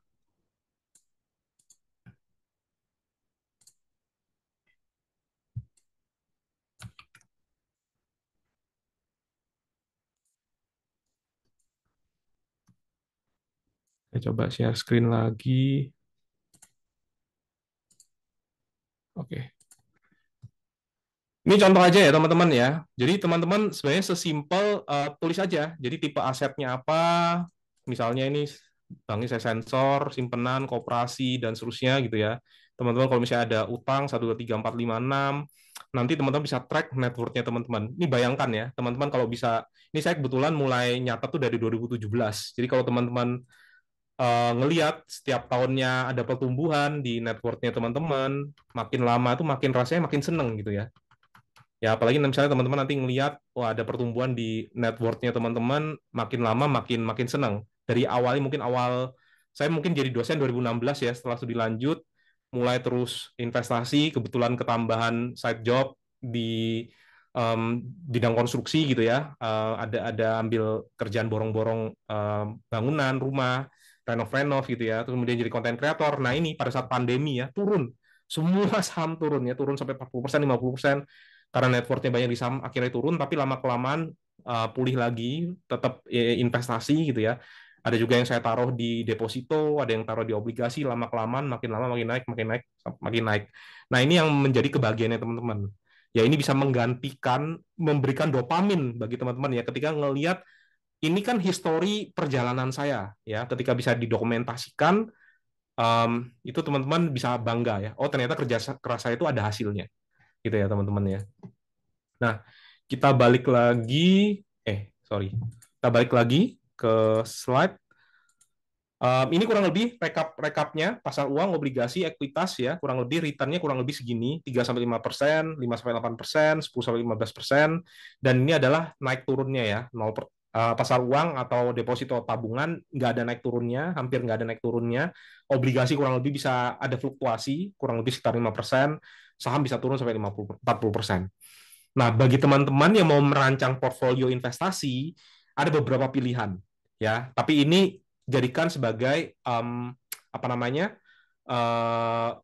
masukan aja, ya. Nanti silakan disesuaikan. Ini yang pertama adalah teman-teman bisa rancang secara konservatif, ya. Jadi secara konservatif itu 70% bisa ditaruh di money market, tabungan, deposito, ya, yang benar-benar nggak ada naik turunnya ya, 70%, mungkin 20% bisa taruh di obligasi SBN retail gitu ya, yang ataupun FR ya, obligasi FR yang bisa ada naik turun, 10% mungkin ditaruh di saham ya, karena kalau nggak ada goncangan tuh hidup kita itu kayak nggak ada rasanya gitu ya. Jadi teman-teman harus ngerasain lah, punya pegang saham bank gitu ya, tiba-tiba turun 5% dalam seminggu tuh harus bisa ngerasain supaya hidupnya lebih berwarna gitu ya. Tapi kalau mau 100% di sini juga nggak ada masalah ya kan, tiap-tiap orang beda. Nah, nanti ekspektasi keuntungannya teman-teman tinggal kalikan aja dari yang sebelumnya. Ini kan kurang lebih sekitar 5% ya, ini kan sekitar 10%, otomatis return-nya akan naik ya sedikit. Ya karena cuma sedikit yang bisa menaikkan return, maka return-nya cuma naik dari 5% ke 6%. Tapi teman-teman, kemungkinan turunnya itu minus 5% ya. Cuma sedikit kemungkinan turunnya karena ada saham. Kalau nggak ada saham sama sekali ya lebih rendah lagi dari ini. Berikutnya adalah yang moderate. Ya, moderate itu artinya tengah-tengah. Ya, 50% ditaruh di obligasi atau SBN retail gitu ya. 30% bisa taruh di tabungan, deposito BPR, reksadana pasar uang gitu ya. 20% ditaruh di saham, reksadana saham, atau mungkin teman-teman kalau uangnya sudah cukup besar bisa taruh di properti gitu ya. Returnnya kurang lebih sekitar 7%, ya, plus minus 7%, tapi teman-teman harus siap melihat asetnya teman-teman ketika teman-teman liburan ke mana gitu ya, 3 bulan baru balik ya, atau mungkin teman-teman kerja di oil drilling gitu ya, 2 minggu ngeliat HP kaget ya, oh aset saya kok turun ya. Nah teman-teman harus siap turunnya tuh maksimal, bukan maksimal ya, kemungkinan bisa 9%. Ya kemungkinan maksimal 9% lah, bisa saya bilang maksimal ya dari track record yang ada. Atau teman-teman mau agresif, returnnya bisa lebih tinggi dari 7% naik ke 10%, tapi harus siap dengan yang namanya penurunan sampai 28%. Nah, ini siap apa enggak? Enggak semua, banyak orang yang ngerasa siap, tapi ternyata setelah mengalami asetnya turun 28%, ternyata panik dan akhirnya jual rugi. Apalagi kalau ngelihat berita-berita kayak gini ya, kurang serem apa ya? Perang dunia 3 tinggal sejengkal. Peramal India memprediksi apa? Ada demo ya, beberapa hari ini ada demo. Banyak yang nggak stabil tentang politik ya. Dan ini yang teman-teman harus perhatikan ya. Market crash atau apa namanya, pasar turun gitu ya, entah itu obligasi, entah itu saham, deposito relatif aman ya, itu pasti akan datang ya, mungkin 5 tahun lagi, mungkin 10 tahun lagi, mungkin tahun depan, mungkin akhir tahun ini gitu ya. dan bahkan siapapun tidak akan bisa menyelamatkan kita ya. Bahkan ada yang banyak memprediksi A, B, C, D, E, nggak akan ada yang bisa menyelamatin kita. Kalau turun, pasar turun ya turun gitu ya. Nggak ada siapapun yang bisa menghambat penurunan di pasar saham atau pasar obligasi. Tapi setelah penurunan, market akan selalu naik. Ini yang teman-teman harus pegang. Permasalahannya, belum sampai marketnya naik, teman-teman biasanya sudah jual rugi. Nah, itu yang harus bahaya ya. Dan banyak orang itu, pasar itu pasti naik, tapi kenapa kok banyak orang itu kehilangan uangnya di market atau di pasar saham atau obligasi? Karena kita ngerasa kita tuh bisa lebih pintar daripada pasar gitu ya. Kita coba untuk antisipasi, oh ini bentar lagi turun, dijual dulu misalnya. Ternyata pasarnya naik duluan, nggak sempat beli. Ya, ini kalau saya ambil dari satu artikel gitu ya, bisa dilihat krisis itu akan ada banyak ya. Tahun 2008 krisis pasar saham turun sampai 60%, obligasi juga turun. Ada krisis keuangan di 2014, 2016 ya. Ini turunnya sampai hampir 30%, dan COVID kemarin dalam waktu cuma 3 bulan pasar saham tuh turun 40%, dan ini saya ngalami sendiri ya. Ngelihat uang saya itu minus tuh sampai geleng-geleng ya. Dan ini yang membuat kita harus sadar kalau kita belum siap mental, ya kita mulai dulu dari investasi yang lebih aman. Ya, nanti pelan-pelan silahkan nanti di-upgrade, ataupun memang kalau mau sampai akhir mau yang safe juga nggak ada salahnya ya, taruh di tabungan ataupun deposito, at least sama atau di atasnya inflasi, itu nggak ada masalah ya. Oke, ini ciri-ciri kita itu bisa tidur dengan nyenyak enggak ketika ada goncangan atau masa-masa yang tidak menentu. Kalau kita masih tidur nyenyak, berarti yang kita taruh tuh sesuai dengan profil resiko kita. Mungkin kalau teman-teman ke bank suka dikasih kuesioner ya, ngisi A, B, C, D, E, nanti keluar profil resikonya. Tapi tes yang paling benar adalah kalau teman-teman malam ini tidur, bisa tidur nyenyak enggak? Ya, atau misalnya di tanggal 13 September 2024, kita nggak tahu apa yang terjadi di situ, teman-teman masih bisa tidur apa enggak? Ya, kalau teman-teman misalnya banyak taruh di kripto, ternyata tanggal 13 September kriptonya turun, teman-teman harus kebangun setiap malam 4 kali dalam sehari, ya berarti teman-teman salah taruh, profil resikonya salah. Ini saya cerita aja pengalaman saya. Pada saat IISG di sini 4.100 tuh portfolio saya sempat minus 1 miliar waktu itu, ya turun 45,9%. Karena sudah punya pengalaman investasi dari 2013 sampai sekarang, ini kan masa-masa uncertain ya, masa-masa yang kita nggak tahu kok pandemi ini kayak gimana sih. Nanti 2022, 2023 kita ini masih pakai masker apa enggak? Ya kita nggak ada yang tahu. Mallnya tutup semua, apanya tutup, makan juga order, banyak usaha yang tutup gitu ya. Tapi ya kembali lagi, saya pribadi gemeter ya. Sempat saya tunjukin ke istri saya tanya ini bisa balik lagi nggak? Wah, dengan PD-nya saya bilang pasti bisa balik kembali, padahal ya lumayan gemeter juga ya.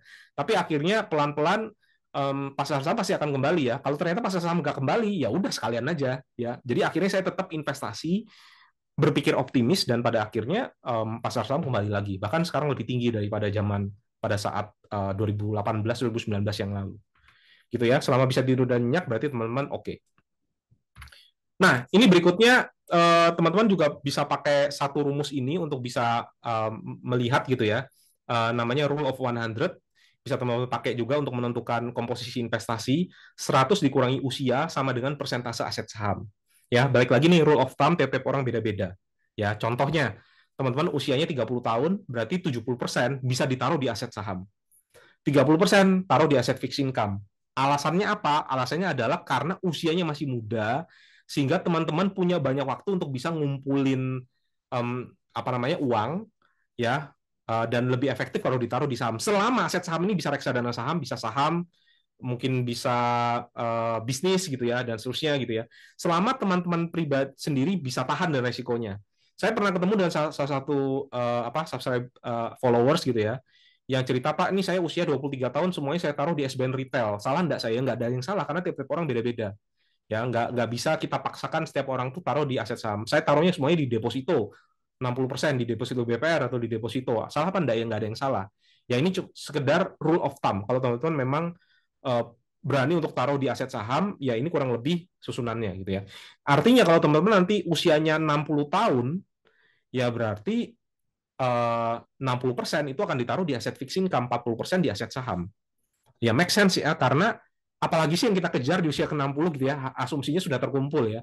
Kita kejarnya ketenangan ya, kita nggak perlu senam jantung liatin ada perang ini, perang itu, terus harga saham kita turun dan seterusnya ya. Ya kita fasenya itu yang namanya wealth preservation ya. Ini kurang lebih seperti kayak gini. Jadi kita awalnya ngumpulin kekayaan, nanti sampai di akhir tuh ada yang namanya fase wealth preservation, yang menjaga kekayaannya kita ya. Investor tua ya, dan bahkan kita menikmati kekayaan ya, kita konsumsi kekayaan kita lewat passive income, atau bahkan kalau misalnya passive income nggak cukup ya otomatis modalnya kegerus dikit-dikit sebelum pada akhirnya kita wariskan ke anak-anak kita gitu ya. Ini contoh aja simulasi kurang lebih mirip seperti yang tadi saya jelaskan gitu ya. Ini saya skip aja dan kita masuk ke yang terakhir yaitu financial journey. Kurang lebih kira-kira ini simulasi yang bisa teman-teman bayangkan ya. Nanti silakan teman-teman boleh juga tulis ya di kolom komen atau di komentar ya, kolom komen kan kayak di YouTube ya, di chat, di Zoom, kira-kira teman-teman ada di fase mana gitu ya. Ini balik konsep tadi, ini konsep yang tadi teman-teman sudah pahami ya, aset investasi ngasilin passive income, kemudian passive income bisa mengcover biaya hidup. Ada satu rumus, rumusnya agak panjang gitu ya, tapi inti dari rumus ini adalah kalau kita punya aset investasi yang bisa ngasilin passive income, anggaplah passive income-nya 9%, angka ini bisa diganti berapapun ya, bisa 8%, bisa 7% gitu ya. Kemudian dari 9% tadi, 4% kita bisa tarik untuk kita mengcover biaya hidup, dan sisanya kita bisa kembalikan lagi, 5% kita top up lagi ke dana pensiun kita, sehingga dana pensiun kita tahun depannya nggak kalah dari inflasi, maka kita bisa dikatakan bebas finansial. Ya, artinya 4% dikalikan aset investasi itu harus bisa mengcover atau sama dengan biaya hidup. Biaya hidup sama dengan 1 dibagi 4%, 1 itu kan 100% ya, 100 dibagi 4 itu sama dengan 25, maka ini adalah rumusnya. Coba hitung biaya bulanannya teman-teman berapa, misalnya 5 juta gitu ya, kalikan 12, 5 kali 12 itu 60, 60 kalikan 25. Nah, itu ketemu angka berapa? 60 dikalikan 25. Ini kalau saya pakai kalkulator, kalau teman-teman misalnya mau ngalikan gitu ya, 5 kali 12 kali 25. Ini akan ketemu angka 1,5 miliar. Jadi 1,5 miliar ini adalah angka bebas finansialnya teman-teman kalau mau pensiun saat ini. Otomatis 5 jutanya 10 tahun lagi, 20 tahun lagi akan beda-beda ya. Akan beda-beda, akan naik karena inflasi atau mungkin teman-teman punya kebutuhan lain gitu ya, karena sudah berkeluarga dan seterusnya. Ya, ketika angka itu dijadikan sebagai garis finishnya teman-teman, perjalanan finansialnya teman-teman itu akan sampai di garis angka itu tadi, 1,5 miliar tadi. Nah, supaya teman-teman mungkin sekarang ada yang lagi di jalan atau apa, nggak ada kalkulator, ini saya bikinkan tabelnya. Ya. Nah, silakan teman-teman cari di sini. Pengeluarannya berapa sih? 5 juta per bulan, berarti 60 juta per tahun, itu sama dengan 1,5 miliar. Dan seterusnya, dan seterusnya. Ya, kalau yang, makanya semakin banyak pengeluaran, angka untuk bebas finansial semakin tinggi. Artinya orang bisa, kenapa kok tadi guru SMA bisa pensiun atau bisa bebas finansial? Karena dia hidupnya hemat. Ya, yang membuat teman-teman bisa pensiun cepat sebenarnya bukan di penghasilan yang banyak gitu ya, tapi kombinasi juga dengan pengeluaran yang hemat. Makanya paling biaya hidup itu murah, yang mahal tuh gaya hidup ya teman-teman ya. Jadi ingat ya, biaya hidup tuh murah, tapi gaya hidup tuh bisa 10 kali lipat daripada biaya hidup ya. Mau ganti HP setahun 2 kali, mau pergi ke Singapura, ke Malaysia, ke Jepang setahun sekali gitu misalnya, mau nonton konser 3 bulan sekali, nah itu yang mahalnya. Tapi kalau untuk biaya hidup aja harusnya murah ya. Nah, bagi teman-teman yang ngerasa kalau wah angka 1,5 miliar ini kok susah banget ya, tenang, di sebelah kanan itu ada satu angka lagi, FI number yang kedua, Financial Independence number kedua, atau angka merdeka finansial yang kedua, yaitu 15 kali aja. Dengan catatan, setelah 20 tahun teman-teman pensiun, uangnya habis. Ya, uangnya habis. Kalau ini kan selamanya, ya, karena ada sisanya bisa diputerin terus, sehingga uang kita semakin membesar. Nah, kalau ini uangnya habis, dia akan menggerus modal sedikit demi sedikit. Oke, menjadi lebih rendah ya. Ini kita coba simulasikan pakai time value of money ya. Mungkin ini istilah ekonomi, kurang lebih seperti kayak gini ya. Bagi teman-teman punya penghasilan 5 juta per bulan, maka perlu uang 900 juta. Nah, kalau punya 900 juta, teman-teman boleh bangga ke diri sendiri. Wah, ini saya ini sudah bebas finansial ya. Bukan berarti teman-teman langsung pensiun ya, nanti nggak ada yang kerja di sini ya. Tapi teman-teman at least ketika nanti ada banyak decision, faktor keuangan itu bukan lagi menjadi faktor yang memberatkan. Ya, dengan teman-teman financial independence itu teman-teman nggak akan lagi terlalu tergantung dengan faktor keuangan. Atau kalau teman-teman punya keluarga, biasanya dari survei penyebab orang itu bercerai itu adalah nomor satu adalah masalah keuangan. Kalau ini masalah ini beres, harusnya sebagian besar dari masalah teman-teman dalam hidup ini itu beres. Tinggal teman-teman mikirin masalah yang lain. Mungkin anaknya nakal lah, sakit lah, atau bertengkar lah, atau teman kerja yang nggak enak. Tapi seenggak enaknya teman kerja, kalau di rekening teman-teman ada 900 juta, teman-teman masih bisa happy gitu ya. Dibandingkan dengan yang di rekeningnya masih ada cicilan, ya cicilan pay letter 900.000 ya, atau 9 juta. Nah itu beda. Ini Excel-nya, nanti kalau perlu saya bisa share juga. Nah ini mungkin beberapa slide terakhir ya, ini harusnya waktunya bisa jadi sudah lebih sedikit. Kita akan coba mulai tahapan perjalanan finansial ya, 10 tahapan perjalanan finansial kita coba mulai sama-sama secara cepat aja. Ini level pertama, financial dependence. Semoga teman-teman yang ada di sini belum ada, maksudnya sudah melewati fase ini ya. Ini mungkin fase-fase pada saat kita masih muda, atau mungkin teman-teman mungkin terjebak, terlilit, misalnya pinjol atau hutang gitu ya. Sehingga pendapatan kurang dari pengeluaran. Ya ini besar pasak daripada tiang. Orang yang seperti ini, ciri-cirinya seperti kayak gini ya teman-teman ya. Habis gajian, gajiannya habis. Ya, ini ciri-ciri yang pertama, financial dependence. Nah, yang kedua adalah financial survival. Pendapatannya sudah sama dengan pengeluaran, tapi masih punya utang. Ya, sudah sama nih, sudah nggak besar pasak daripada tiang. Ini orang yang ada gajian, setelah ada gajian ternyata ada banyak banget yang harus dibayar ya, cicilan, listrik, langganan, dan seterusnya. Ya, ini financial solvency. Pendapatan sudah lebih besar daripada pengeluaran. Pengeluarannya misalnya 4 juta sebulan, pendapatannya 5 juta sebulan, itu solvency. Dan mulai melunasi utang, kalau ada utang gitu ya. Nah, ini yang ketiga, dari banyak survei, banyak yang bilang masih ada di level kayak gini ya, di beberapa sesi sebelumnya. Ini yang keempat, ini titik aman pertama, dan kalau teman-teman sudah bisa di level kayak gini, ke depannya akan cepat dari pengalaman saya pribadi. Ini level financial stability. Artinya teman-teman sudah bisa ngumpulin dana darurat. Dana darurat itu artinya dana yang ada di tabungan 3-12 bulan biaya hidup. Misalnya teman-teman tuh single. Ya, single itu berarti perlu, ini rule of thumb ya, 3 bulan biaya hidup. Ya artinya kalau biaya hidupnya 10 juta, ya single, misalnya ini saya besar-besarin. Artinya kalau single itu teman-teman ada uang di tabungan 30 juta. Atau kalau biaya hidupnya 4 juta, berarti kalikan 3 sama dengan 12 juta. Nah, kalau teman-teman bisa ngumpulin 12 juta di tabungan, artinya teman-teman sudah bisa menguasai 3 hal. Sudah bisa making money, sudah bisa keeping money. 2 hal ya. Making money, sudah bisa saving money. Ini adalah hal yang susah. Ya, karena orang kalau nggak tahu caranya ini, berarti memang nggak akan terbentuk yang namanya dana darurat. Makanya ketika sudah bisa nyisihin uang, itu ke depan-depannya, itu akan semakin mulus jalannya. Ada survei yang ngatain kalau tabungan milenial itu banyak yang kurang dari 15 juta. Ya, tabungan generasi milenial ya. Nanti silakan dicek tabungannya teman-teman. Sudah sampai belum 3 bulan dari biaya hidup. Kalau belum sampai, ada yang kurang antara making money-nya perlu ditingkatin dikit atau teman-teman terlalu boros. Ya, pasti ada lah 1-2 hal ya. Misalnya mungkin harus ada tanggungan keluarga dan seterusnya. Cuman itu yang teman-teman harus perhatikan ya. Sampai level keempat ini, maka kedepannya akan semakin cepat. Ya makanya ini saya katakan ini adalah level aman yang pertama. Ya kalau di quiz wants to be a millionaire nih aman ya. Kalau salah jawab di atasnya ya sampai level ini jatuhnya. Nah yang kelima ini debt freedom, berarti bebas hutang. Segala hutang, pay letter, kartu kredit, cicilan, mobil itu lunas kecuali mungkin KPR ya. Karena KPR ini kan perlu puluhan tahun ya, 10, 15 tahun, 20 tahun gitu ya. Ini pengecualian untuk KPR, lunas utangnya, plus sudah punya dana darurat, itu artinya enteng untuk depannya. Karena menggulungnya akan lebih cepat lagi di tabungan. Yang keenam adalah freedom from employer.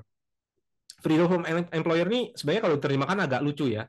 Bebas dari bos, majikan. Maksudnya apa? Karena teman-teman sudah punya dana pensiun 3-5 kali biaya hidup setahun. Kalau biaya hidup setahunnya misalnya 100 juta ya saya bikin bulat aja, teman-teman sudah ada tabungan 500 juta. Ya bebas dong mau kerja di mana gitu ya. Mau kerja di perusahaan A kalau bosnya, kalau bahasa Jawanya itu bencekno gitu ya. Apa ya bahasa Indonesianya? Menjengkelkan. Teman-teman mungkin bisa pindah ke perusahaan yang lebih stresnya lebih rendah, mungkin salary-nya lebih kecil sedikit karena sudah punya uang dana pensiun gitu ya. Makanya kita katakan ini freedom from employer. Orang yang tipe kayak gini bisa kayak gini. Ya, gaji bulan lalu belum habis sudah mau gajian lagi. Nah, ini bisa sombong sedikit ya, yang sudah di level kayak gini karena ya sudah apa namanya ya sudah terkumpul dana pensiunnya ya dan mungkin sudah ngasih passive income sehingga gaji bulanannya nggak akan habis. Next, ini financial security punya dana pensiun 10 kali biaya hidup tahunan ya. Ini kalau saya mau jujur saya masih di level ini gitu ya, masih belum fully merdeka finansial ya, punya dana pensiun 10 kali biaya hidup tahunan. Ini adalah level kedua ya, 567 sampai financial security dan ini adalah level sesuai dengan tema kita di bulan Agustus ini merdeka finansial. Ya, ini adalah financial independence. Punya dana pensiun seperti yang contoh sebelumnya 25 kali biaya hidup tahunan. Kalau yang tadi pengeluarannya 60 juta setahun berarti punya 1,5 miliar. Ya. Ini yang kesembilan, financial freedom. Perhatikan ini ada ketambahan gaya hidup. Baik lagi, biaya hidup tuh kecil, kebutuhan pokok kecil, yang besar tuh gaya hidupnya.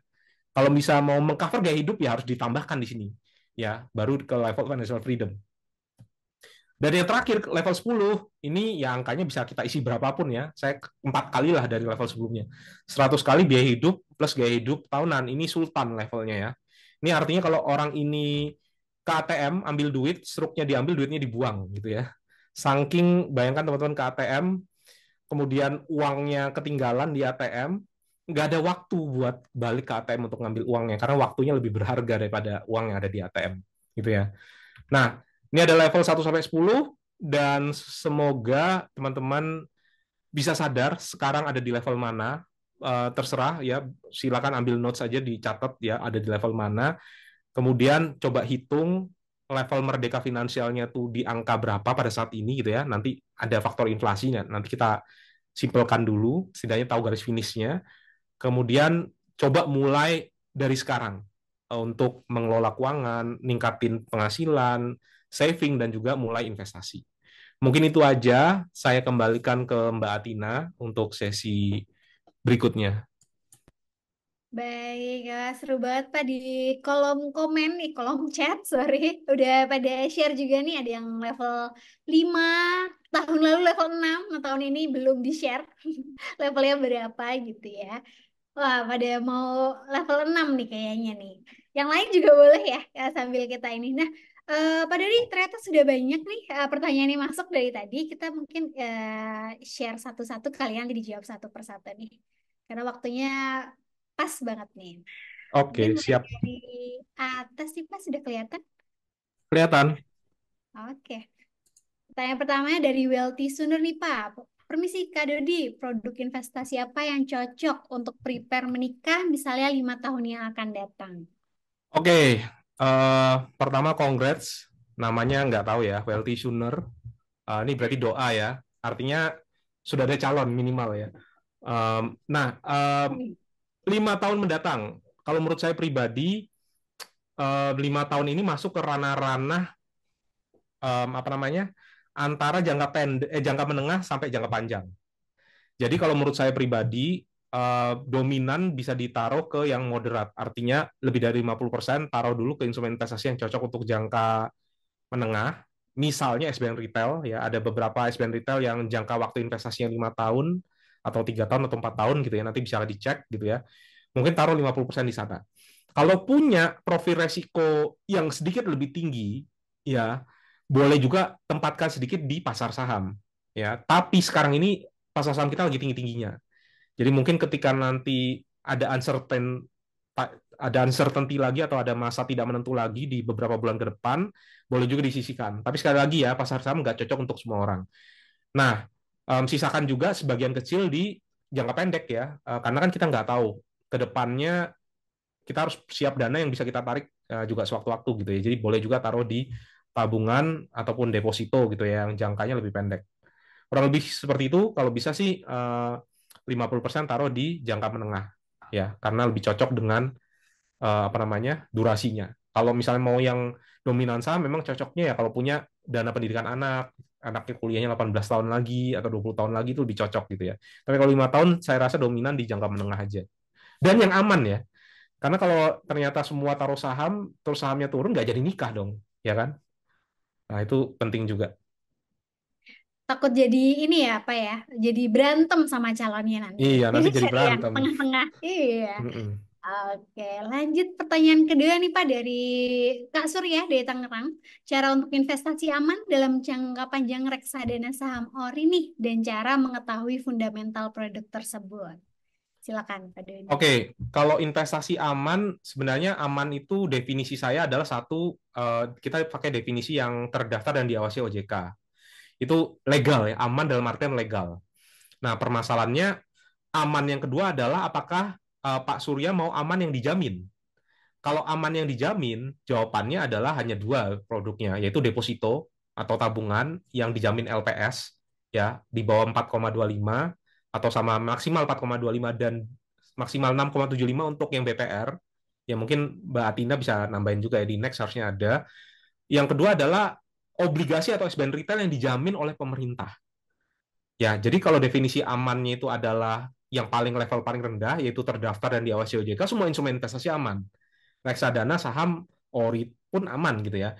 Tapi kalau yang mau aman, yang dijamin modalnya dijamin tetap, nggak akan turun setelah nanti mau ditarik, maka harus cari yang ada penjaminnya. Nah, selebihnya nggak ada garansi kalau investasinya nggak bisa turun. Tapi tentu saja kalau taruhnya di reksadana saham atau saham, potensi naik lebih tinggi daripada 6,75% itu ada. Ya, tinggal sesuaikan aja dengan Pak Surya. Pak Surya maunya kepastian modalnya bakal balik plus keuntungan, atau Pak Surya lebih menekankan ke mau dapat return yang tinggi dan siap untuk belajar untuk taruh di investasi tersebut gitu ya. Kalau mau aman dan dijamin memang cuma dua, yang dijamin LPS dan dijamin negara. Ya, semoga menjawab ya Pak Surya. Betul nih, tadi Pak Dwi sempat mention next account ya. Jadi next account sebenarnya kalau mungkin bukan dana dingin gitu ya, yang dipakai sehari-hari pun bisa tetap dapat return 5% per tahun karena dibayarnya harian gitu ya. Nanti akan dihitung nih berdasarkan rata-rata uh, jumlah saldonya gitu. Jadi walaupun mungkin belum mau nabung karena itu emang uang panas gitu ya dipakai untuk transaksi, tapi kalau ditaruhnya di next account tetap bisa dapetin return ya. Walaupun mungkin di total-total nggak 500 nggak 5% gitu karena keluar masuk gitu. Jadi silakan yang belum buka next account pakai kode referral next Daddy ya Pak ya. Nah kita Siap. lanjut ke pertanyaan selanjutnya ini dari Kak Margareta Pak. Sebagai karyawan dengan anak satu ingin mengetahui strategi investasi yang paling efektif karena kenaikan biaya pendidikan yang tinggi Pak. Oke. Ini saya sempat ngitung-ngitung biaya pendidikan. Jadi dulu SPP saya pada saat masih kuliah S1 dulu mungkin berapa tahun ya. Itu kalau udah salah sekitar 6 juta sekarang per semester. Sekarang itu di universitas yang sama itu kurang lebih sekitar, ini universitas memang universitas swasta yang agak mahal ya. Nggak semua universitas semahal ini gitu. Itu sekarang ada di 28 juta. Kalau nggak salah 2005 versus 2024 ya. Jadi kalau saya hitung inflasinya itu 8% ya dari 2005 sampai 2024. Harapannya pemerintahan ke depan itu akan banyak pembangunan infrastruktur, akan banyak pemerataan ekonomi, sehingga inflasi kita turun. Kalau kita ngambil data historis di 10 tahun, 20 tahun ke belakang, kelihatannya gede inflasi kita, tapi harapannya ke depannya semakin lama semakin turun ya. Jadi memang inflasi, asumsi mungkin 6%, 5% gitu. Jadi kalau memang mau punya investasi yang mengalahkan inflasi, ya berarti memang harus taruh di atas 6% per tahun investasinya. Cari juga kalau bisa yang dijamin, atau kalau mau belajar investasi yang lebih tinggi returnnya ada di pasar saham, bisa di reksadana saham atau di saham. Cuman kalau menurut saya pribadi jangan terlalu fokus ngejar return aja ya. Kalau memang ternyata belum punya sebagai karyawan, dan mungkin harus ngurusi anak gitu ya, mungkin yang mau dicari ketentraman, nabungnya aja yang modalnya lebih banyak gitu ya. Returnnya mungkin sama dan inflasi, nggak ada masalah, tapi yang kita tabung lebih banyak. Itu yang pertama. Yang kedua ya memang harus belajar instrumen investasi lain seperti saham atau reksadana saham supaya bisa efektif ngalahin inflasi. Semoga bisa menjawab. Wow, masih ada 16 pertanyaan nih Pak. Wah, banyak banget ya. Oke. Antusias semua. Pada antusias nih ya. Kita lanjut aja Pak biar kejawab semua mungkin ya. Dari Ya, Kak Faris, ya apa tantangan bagi orang yang baru belajar investasi dan bagaimana cara untuk mengatur strategi untuk belajar investasi dan cara kelola uang bagi pelajar nih Pak Dodi. oke, ini bagi pelajar ya. Sebenarnya bagi pelajar ini kesalahan utama pelajar itu adalah nyoba nyari investasi yang cuannya paling tinggi. Kebanyakan pelajar kayak gitu. Jadi banyak yang belum kenal tabungan, deposito, reksadana, masuknya ke kripto. Itu banyak banget ketika saya isi beberapa webinar, seminar di mahasiswa yang ditanyain tentang kripto, Bitcoin, altcoin, ETH, tadi ada yang mention Manta di kolom chat gitu ya. Itu banyak banget karena anak muda sekarang khususnya Gen Z ya, itu adalah generasi yang terbiasa dengan segala sesuatu yang instan ya. Dulu pada saat saya masih kuliah, saya kalau mau nyari sesuatu saya buka bukunya. Sekarang anak-anak tinggal buka PDF, ketik Ctrl F, masukkan keywordnya, ketemu di halaman ke 127 gitu misalnya. Nah, ini yang pada akhirnya membuat mentalitas sekarang tuh mentalitas yang ingin serba cepat, dapat untung secara cepat. Padahal yang saya pahami investasi itu, makanya saya juga pasang slogannya di channel saya, investasi itu adalah cara pelan tapi namun pasti untuk kaya, bukan cara cepat untuk kaya. Kalau mau cara cepat untuk kaya, jawabannya adalah kita kerja atau bangun bisnis gitu ya. Itu cara cepat untuk kaya karena pasti kita tukar waktu dengan uang.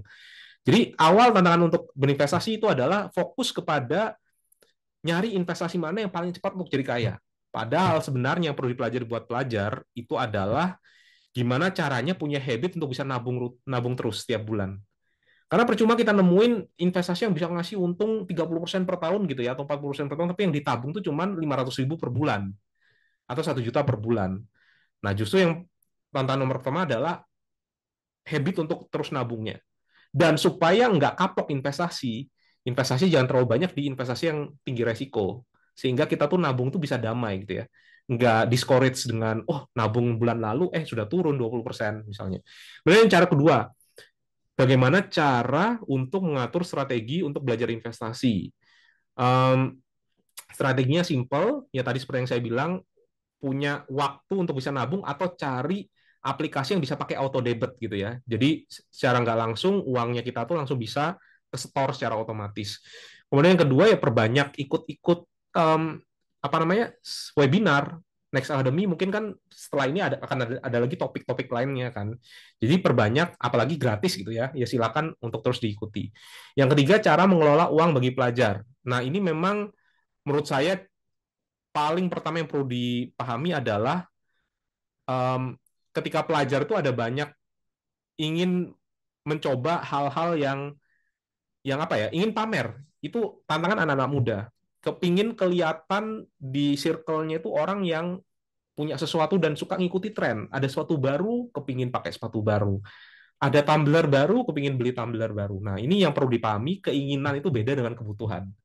Ya, jadi fokus dengan kebutuhan, mulai belajar nyatet pengeluaran setiap hari, ya supaya bisa tahu kira-kira dalam sebulan tuh pengeluarannya apa aja dan dikategorikan mana yang kebutuhan, mana yang keinginan. Semoga bisa menjawab ya, Faris. Dan keren loh, masih pelajar sudah ikutan webinar ini loh. Dulu saya, ini jujur ya, fun fact ya, saya mulai investasi itu usia 26 loh. Jadi mungkin Mas Faris ini lebih cepat 5-6 tahun daripada saya. Harusnya bisa lebih sukses. Amin. Semoga sukses nih ya, Kak Faris, perjalanannya nih membangun financial freedom-nya. Oke, kita lanjut nih, Pak Dodi dari Arda Falah. Bagaimana caranya, misalnya saya kerja di pabrik nih, untuk mulai investasi pertama kali. Ada nggak tip khusus buat pilih instrumen invest yang baik dan benar, Pak Dodi?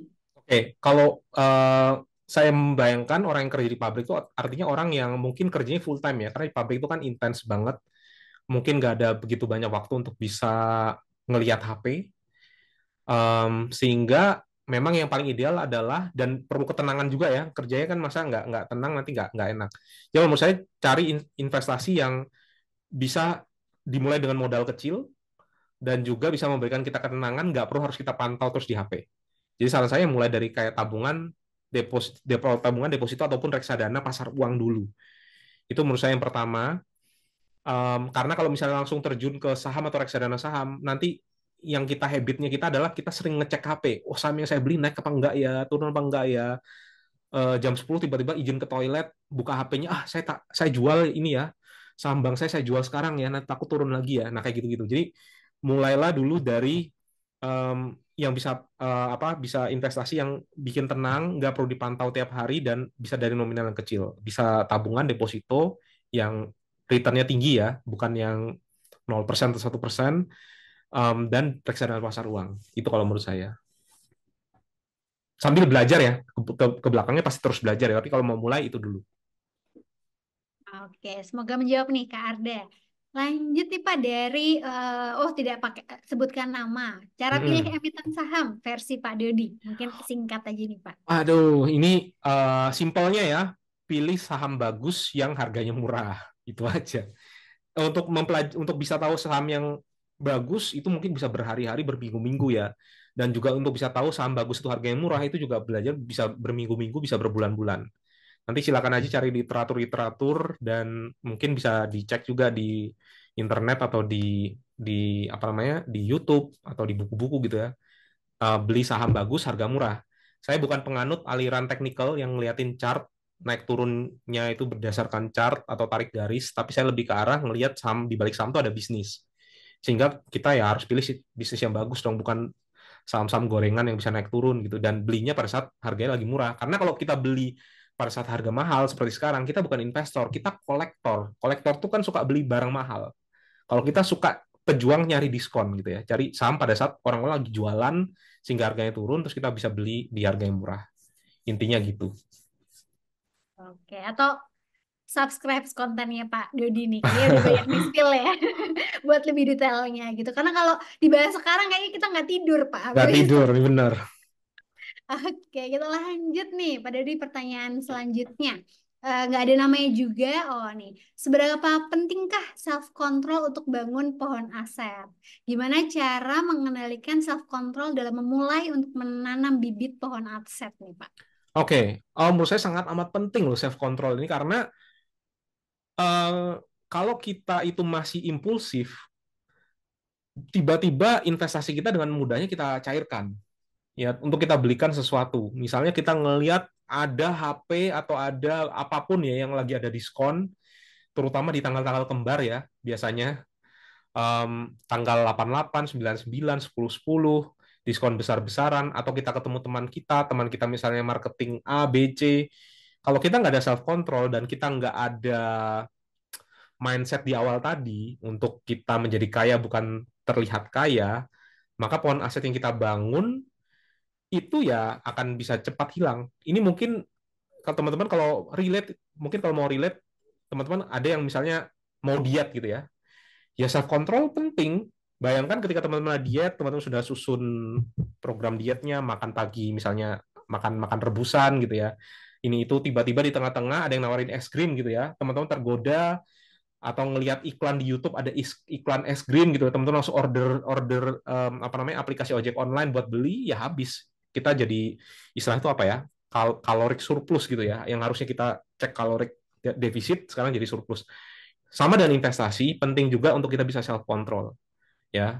Dan tips gimana caranya mengendalikan self control ini susah banget kalau dicari tipsnya. Ya, tipsnya adalah dijalani aja dan ketika memang gagal catat kegagalannya terus belajar supaya ke depannya bisa lebih baik. Dan kembali ingat ketika gagal, tujuan pertama mau bangun pohon aset itu apa? Ya, ingat-ingat lagi, mau menyenangkan hati orang tua, mau mau ngajak orang tua ke luar negeri, mau supaya anaknya bisa sekolah lebih tinggi jenjang daripada kita, itu harus diingat-ingat supaya kita bisa punya self control. Intinya gitu. Oke, lanjut lagi sih masih 12 pertanyaan Wah, ternyata. banyak ya. Iya nih. Oh, ini Pak ada pertanyaan yang anonim juga. Apakah masih rekomen nih Pak untuk nabung rutin saham bidang batu bara di tahun ini? Wah, ini saya tidak berani memberikan rekomendasi apapun ya. Apalagi ini kan saya nggak tahu backgroundnya teman-teman seperti apa ya. Jadi kalau menurut saya pribadi sih, selama teman-teman ngerasa saham itu masih bagus dan murah, ya silakan aja dibeli. Tapi balik lagi, ini kan ada yang kasih nama nih, ada PWO, PWON, ada TOTL, ada BBRI. Ini teman-teman mohon maaf nih, nggak bisa kasih rekomendasi saham spesifik. Nanti kalau teman-teman beli pakai rekomendasi saya, terus teman-teman rugi, nanti saya yang dijewer ya. Jadi teman-teman coba pelajari aja, yakini kalau memang dirasa sudah mahal ya jangan dibeli, ditunggu aja, taruh dulu di instrumen lainnya yang pada akhirnya ketika harga sahamnya turun kita bisa masukkan kembali. Itu yang pertama. Kemudian yang kedua, kalau kita kasih rekomendasi ke orang lain tuh akan kalian itu nanti akan hidup dari rekomendasinya kita-kita dan akan gampang banget untuk dijualin produk untuk kasih rekomendasi saham karena hidupnya tergantung dari rekomendasi orang lain. Intinya adalah kalau menurut saya sih secara overall saham-saham sekarang ini lagi agak mahal karena IHSG kita sudah breaking all time high. Saran saya jangan begitu terlalu terburu-buru untuk beli saham kecuali memang teman-teman sudah analisa dan ini memang murah, maka silakan dibeli. Kurang lebih gitu. Ini kayaknya juga menjawab tiga di bawahnya ya Pak ya Benar, mirip-mirip karena benar. resiko ditanggung sendiri jadi belajar sendiri jadi bisa lebih tenang ya Pak ya Untung untuk pun juga mengatur. nggak dibagi sama kita-kita. Makanya rugi nggak dibagi juga ya Pak ya harusnya ya. Iya. Oke ini saya. Nah pertanyaan selanjutnya nih Pak. Gimana cara supaya lebih berani investasi? Dana darurat katanya sudah aman. Ya, Selanjutnya pengen kejar compound growth tapi mental belum berani agresif. Gimana oke. nih Pak? Ini pertanyaan menarik. Kalau menurut saya sih mulai dari angka kecil dulu. Jadi kalau saya memang belum compound growth-nya masih apa namanya masih belum berani agresif, kan profil resiko kan kita nggak harus sampai 70% di saham gitu ya. Kita mulai start dari 10% dulu. Oh, 10% ini oke, kebetulan belinya pada saat lagi murah, tambahin jadi 20% kalau masih murah lagi. Dan seterusnya. Dan saya nggak expect Bapak atau Ibu atau siapapun yang nanya itu berubahnya dari 10% ekstrim dalam 1 tahun menjadi 70% asetnya ada di saham. Ya, tapi pelan-pelan bertahap. Bahkan misalnya setiap tahun ini cuma bisa alokasikan 10% ya silakan. Ya alokasikan lagi tahun depan 10% lagi totalnya 20% silakan gitu ya. Dan jangan sekali-sekali membandingkan diri kita dengan orang lain atau teman lain ya yang punya banyak aset di saham kemudian suka pamer keuntungan pas lagi naik gitu ya. Eh, investasi itu artinya kita itu melawan diri sendiri ya. Jadi kalau menurut saya pribadi nggak ada cara lain selain dirasakan. Setelah punya 10% ternyata ada turun, masih bisa tidur nyenyak nggak? Ujiannya di situ. Kalau ternyata masih tetap bisa tidur nyenyak, tahun depan atau 6 bulan lagi boleh tambah 5-10% di proporsinya. Semoga bisa menjawab. Baik, selanjutnya nih. Oh, ini ada yang tanya Pak, boleh sharing nggak gimana Pak Dodi distribusi aset investasi mungkin yang recently ya Pak, yang sekarang Oke, gitu. oke, All in satu jenis atau kayak gimana nih Pak Dodi? oke, menarik. Saya biasanya punya beberapa kantong. Jadi kantong pertama itu adalah kantong untuk dana jangka pendek. Ya, termasuk di dalamnya operasional, kemudian apa namanya dana darurat itu ada satu kantongnya sendiri. Nah, jadi saya bukan orang yang suka semua uang tuh kemudian saya presentasekan, bikin pie chart-nya, proporsinya berapa saham, berapa saham, berapa saham, karena itu nggak pas. Tiap-tiap orang akan ada di fase-fase di mana mungkin orang-orang ini masih fase-fase ngumpulin dana darurat. Kalau saya sharingkan komposisi sekarang, ya nggak cocok, karena sekarang saya sudah banyak dana dana jangka panjangnya, sehingga secara persentase saham pasti lebih besar. Nah, kantong pertama, kantong jangka pendek, yang kurang dari 1 tahun, saya isi banyak di tabungan. Tabungan yang high yield. Kan beberapa bank itu menyediakan yang yieldnya sampai 4,25%. Saya juga sempat nyobain Next kan, 5% per tahun, yang 4,25 plus 0,75. Nah, itu teman-teman bisa coba cari sebagai alternatif untuk jangka pendek. Nah, untuk jangka menengah, memang kalau saya agak sedikit agresif. Mungkin kalau menengah orang-orang kebanyakan taruhnya di SBN retail atau reksadana obligasi, saya sedikit lompat langsung ke saham. Jadi menengah dan panjang saya itu dominan di saham. Kalau ditanya berapa persentasenya menengah dan jangka panjang, mungkin sekitar 90% ada di saham gitu ya. Ini sangat amat agresif ya, super agresif ya. Dengan catatan saya siap ngelihat aset saya turun sampai 45% tadi kalau ada krisis berikutnya. Nah, itu sih. Kalau saran saya adalah kemudian di saham itu ada berapa jenis mungkin ya, atau di reksadana saham ada berapa jenis ya. Jadi saya reksadana saham punya 1 atau 2 jenis reksadana saham. Kalau di saham pribadi saya ada sekitar 4 sampai 5 saham. Ya, nggak all in kok. Maksudnya nggak all in di satu jenis tadi nggak. Ya, tapi di satu jenis pun ada beberapa beberapa jenis saham atau reksadana saham. Semoga menjawab. Oke, berarti balik lagi ya Pak ya, perlu disesuaikan sama kondisi pribadi Benar. masing-masing nih. Oke, siapa tahu nanti kita 10 tahun lagi nih atau berapa tahun bisa meniru jejak Pak Dodi nih 90% gitu ya. Bisa dapat grade yang lebih besar gitu ya. Ya. Oke, lanjut nih Pak. Oh dari Kak Barni, mahasiswa semester 5 investasi 50.000 per minggu ke reksadana pasar uang dan reksadana saham. Bagaimana tanggapan Bapak nih terhadap investasi yang saya lakukan? Oke. Menurut saya poin saya bukan di reksadana pasar uang dan reksadana sahamnya, tapi ke 50.000 per minggunya. Ini yang sangat bagus. Kenapa? Karena habit untuk menabung itu yang justru harus menjadi fokus Barney pada saat ini. Kenapa kok gitu? Karena sekarang pelajar uang pasti pasti sedikit. Ya kan, kita mau cari investasi yang naiknya banyak pun uang 50.000 per minggu akan menjadi berapa gitu kan. Nah, tapi ketika habit ini sudah ada, setiap minggu bisa taruh uang, ketika nanti kerja dapat gaji misalnya 5 juta, 10 juta, habit untuk menabung tuh nggak perlu lagi kita pelajari karena sudah terbentuk dari awal. Jadi kalau menurut saya sih 50.000 per minggu ditaruh di dua instrumen investasi yang kontras itu sangat bagus. Satu nanti jadi tahu lebih cocok yang mana. Apakah lebih cocok yang konservatif atau yang agresif. Kan nanti kan masih ada 3 semester lagi kan kalau on time ya. Ya semoga on time ya di sini ya. Sampai lulus jadi sudah tahu nih dalam 1,5 tahun tuh kira-kira kita cocoknya yang mana. Dan yang kedua karena per minggunya dilakukan secara rutin, ketika nanti dapat kerja otomatis akan bisa menyisihkan. Karena habit itu perlu 40 hari secara berturut-turut baru bisa jadi habit. Kalau nggak kebiasa mandi 2 hari sekali, 2 kali sehari, ya berarti cuma sekali sehari ya perlu 40 hari untuk membiasakan mandi di malam hari gitu misalnya ya. Baru bisa jadi habit. Tuh kalau menurut saya sudah mantep banget nih. 50.000 per minggunya yang jadi highlight ya. Gitu. Kalau dari tempatnya belum masalah ya Pak ya, kayak Menurut saya sudah merepresentasi sih. Satunya hmm, di agresif, satunya di konservatif. Nanti 1,5 tahun jadikan evaluasi lebih cocok yang mana. hmm. Gitu. Oke, semoga bisa jadi contoh nih buat mungkin ada mahasiswa juga nih yang join di sini ya. Lanjut pertanyaan selanjutnya nih, Pak Dodi. Dari Boleh. anonim, sudah menikah, belum punya anak, keduanya bekerja, kayaknya maksudnya pasangan suami istrinya bekerja. Ya, betul. Emergency fund saya boleh dimasukkan ke reksadana pasar saham atau pasar uang nih, Pak. Waduh, jangan masukin ke saham. Bayangkan ketika taruh di reksadana saham atau di saham, sahamnya dimasukkan lagi turun 10%, tiba-tiba uangnya perlu tengah malam satu, ngejualnya perlu 2 hari kerja, kedua, uang yang ditaruh tadi misalnya taruhnya 5 juta gitu ya, turun 4 juta pas ditarik berarti teman-teman teman bapak ibu yang ada di sini merealisasikan kerugiannya harusnya punya 5 juta ternyata harus dijual nih karena darurat jadi langsung istilahnya merealisasikan kerugian 1 juta tadi.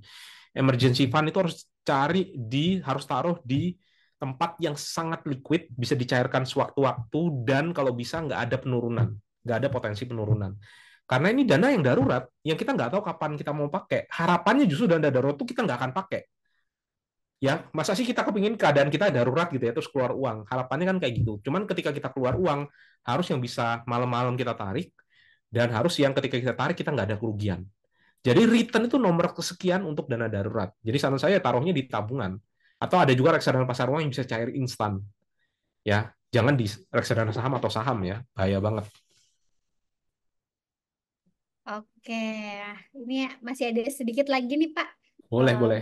ya. Oh, ini boleh izin PPT materinya. Terima kasih. Nanti untuk rekamannya juga akan diupload di YouTube-nya Next App. Jadi nanti bisa di replay aja ya. Kak Boleh. Jun ya. Oh, ini pertanyaan singkat padat dan jelas nih, Pak. What do you think SR021 ini kayak baru buka ya Baru buka ya. diskusi ini. Kalau menurut saya pribadi, kalau memang uangnya dingin 3 sampai 5 tahun, kan SR21 kan ada yang 2 tempo ya. Sukuk retail. Pertama kan kalau sukuk itu kan pasti syariah gitu kan. Kemudian yang kedua, dia ngasilin pasif income setiap bulan. Ya, teman-teman taruh nanti tiap bulan dapat pasif income. Terus yang berikutnya dananya baru jatuh temponya 3 sampai 5 tahun. Selama teman-teman itu memang punya uang dingin selama 3 tahun, mau cari yang stabil dan dijamin negara, kasih pasif income rutin setiap bulan, menurut saya cocok. Ya, tapi kalau ada orang yang memang butuhnya jangka pendek, perlunya dalam waktu 3 bulan atau 1 tahun harus ditarik, menurut saya sih agak kurang cocok ya SR21 ya. Benar-benar orang yang dananya itu dana dingin. Meskipun memang suku retail itu bisa dijual ya. Setelah 3 bulan kita bisa jual, cuman ketika kita taruh instrumen investasi itu harapannya kita tahan aja. Karena kalau kita jual di tengah-tengah, bisa jadi ada fluktuasi harga. Kalau menurut saya sih sangat oke banget, karena dijamin negara tadi dan juga mungkin cocok buat teman-teman yang cari investasi syariah dan pasif income bulanan. Tapi balik lagi, harus dananya dana dingin 3 sampai 5 tahun. Semoga menjawab nih buat teman-teman lain juga ya. Dari Kak Rifki nih Pak Dodi, kira-kira apa saja tantangan saham luar negeri atau US yang dimaksud di sini dibandingkan invest saham dalam negeri? Terus apa mungkin ada referensi kah atau pengalaman gitu ya Pak Dodi ya yang dibutuhkan untuk mulai invest di saham US? Oke, tantangan terbesar, ini mungkin dua terbesar ya. Satu, kalau teman-teman cari broker untuk beli saham luar negeri di Indonesia, itu semua bukan beli saham asli. Itu semua teman-teman beli yang namanya CFD, Contract for Difference. Apapun brokernya ya, karena pemerintah Indonesia itu membatasi kita itu investasi, taruh uang tuh langsung ke keluarnya.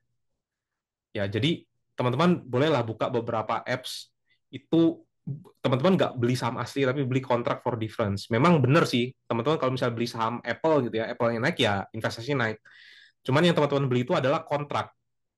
Jadi yang bikin kontrak itu adalah si pialangnya atau si brokernya dengan broker di luar negeri. Kalau mau invest saham luar negeri sungguhan ya harus buka broker dari negara lain. Misalnya dari Malaysia atau dari mana gitu ya. Jadi itu yang pertama, nggak benar-benar beli sahamnya, meskipun memang ketika sahamnya naik, ya investasi teman-teman juga akan naik. Yang kedua, hati-hati sama pajak. Kalau di Indonesia, pajak saham itu kalau dijual cuma 0,1%. Dividen free. Kalau direinvestasikan, nggak perlu bayar pajak. Kalau di luar negeri, setahu saya pajaknya itu pajaknya itu masuk ke progresif. Mungkin teman-teman bagi yang belum tahu progresif, itu artinya kalau kita dapat penghasilan itu akan ngikutin tingkat pendapatannya kita. Kadang kalau kita pendapatannya tinggi, bisa dipotong 15%, 25%, 30%. Teman-teman invest 1 miliar, untungnya 200 juta, 200 jutanya itu bisa dipotong 30%. Ya, nah itu perlu diperhatikan juga. Returnnya memang lebih tinggi dari Indonesia, karena satu, banyak saham-saham teknologi di sana yang labanya naik kencang. Yang kedua, mata uangnya terus menguat dibandingkan mata uang rupiah. Tapi hati-hati dengan perpajakannya dan mungkin kalau teman-teman mau nyari yang asli, itu nggak bisa pakai perusahaan futures atau broker yang ada di Indonesia. Harus buka di luar negeri yang biaya untuk bukanya itu besar banget modal awalnya. Kurang lebih itu. Oke, terima kasih Pak Dodi. Ini dua pertanyaan lagi Siap. dari Kak Dila. Apa saja langkah-langkah untuk bangun dana darurat? Di mana sebaiknya dana darurat disimpan, Pak? Tabungan, deposito, atau saham? Oke, saya jawab yang kedua. Tabungan, misalnya teman-teman mau punya 3 bulan atau 3 bulan dana darurat gitu ya, 3 bulannya tuh full di tabungan. Nah, bagi teman-teman yang mau taruh dana darurat lebih banyak gitu ya, misalnya 1 tahun biaya hidup supaya lebih konservatif lagi, mungkin sebagian bolehlah dimasukkan ke deposito ya, tapi dominan tetap di tabungan supaya kalau ada sewaktu-waktu dicairkan masih bisa liquid, ya masih bisa kita tarik dengan cepat. Jadi misalnya kalau mau bangun 3 bulan ya semuanya harus taruh di tabungan kalau menurut saya pribadi ya. Tapi kalau mau punya 1 tahun biaya hidup mungkin bolehlah 6 bulan taruh di tabungan, sisa 6 bulannya lagi taruh di deposito 1 bulan gitu ya. Dengan asumsi ya kalau ada kenapa-kenapa ya cuman habis sampai 6 bulan biaya hidup, terus nanti 6 bulan berikutnya bisa cair di bulan depannya. Kemudian yang berikutnya, langkah-langkah untuk bangun dana darurat harus bisa belajar untuk saving. Pendapatan sama pengeluaran harus lebih besar pendapatan. Nah, itu baru bisa nyisihin dana darurat. Ini masuk ke level yang keempat. Kalau bisa nyisihin dana darurat, berarti teman-teman sudah menguasai ilmu untuk making money versus saving money. Ya, jadi ya gunakan segala macam langkah supaya bisa nyari uang lebih banyak dan bisa hemat uang lebih lebih banyak. Semoga menjawab nih Kak Dila. Semoga menjawab. Oke, oh ini tadi kayaknya udah dijawab, tapi boleh dikasih ini lagi nggak, Pak? Boleh, boleh. Disclaimer lagi nih untuk Disclaimer. yang saham naik. Kalau saya pribadi, karena aliran saya itu kan aliran beli saham bagus, harga murah, kan saham itu ada puluhan aliran.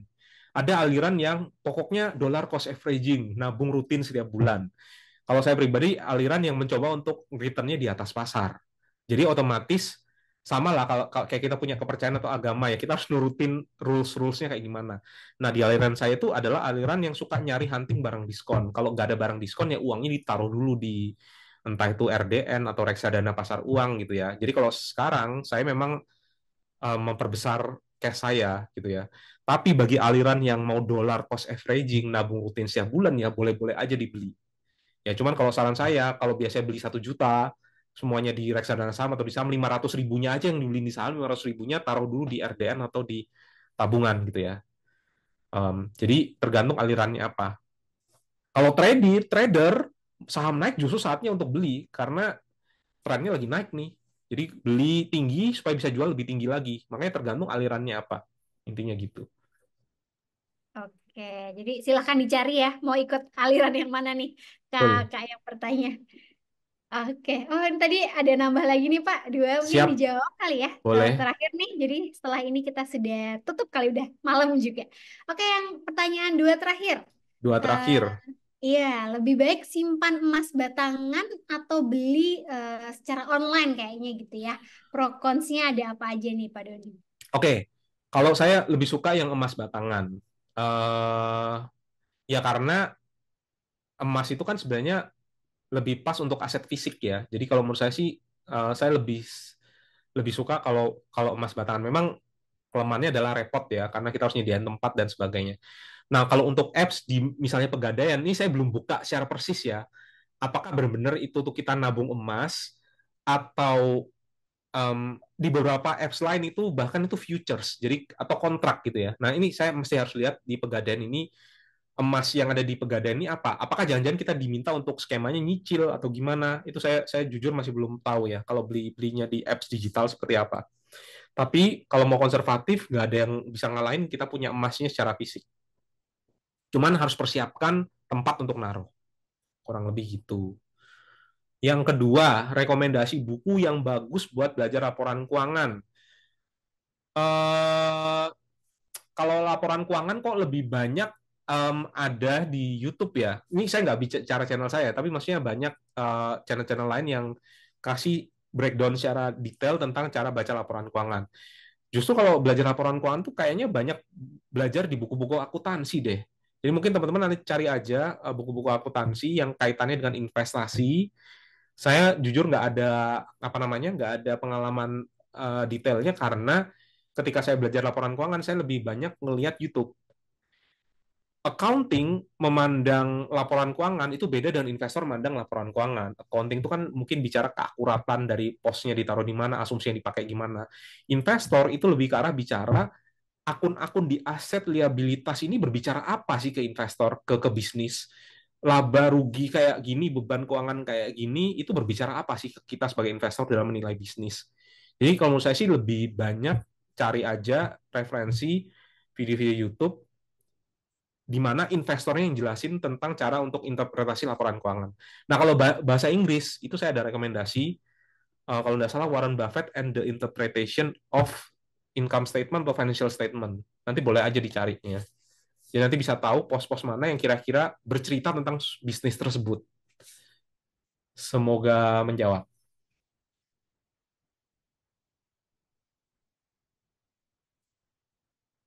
Masih mute, Mbak Atina. Ini oke. Terima kasih nih teman-teman yang udah ini ya nanya-nanya juga. Mungkin kalau ada yang belum dijawab ya karena waktu nih keterbatasan waktu ya. Mungkin Pak Dodi akhir kata nih Pak. Penutup nih untuk sesi malam hari ini nih. Penutup, oke.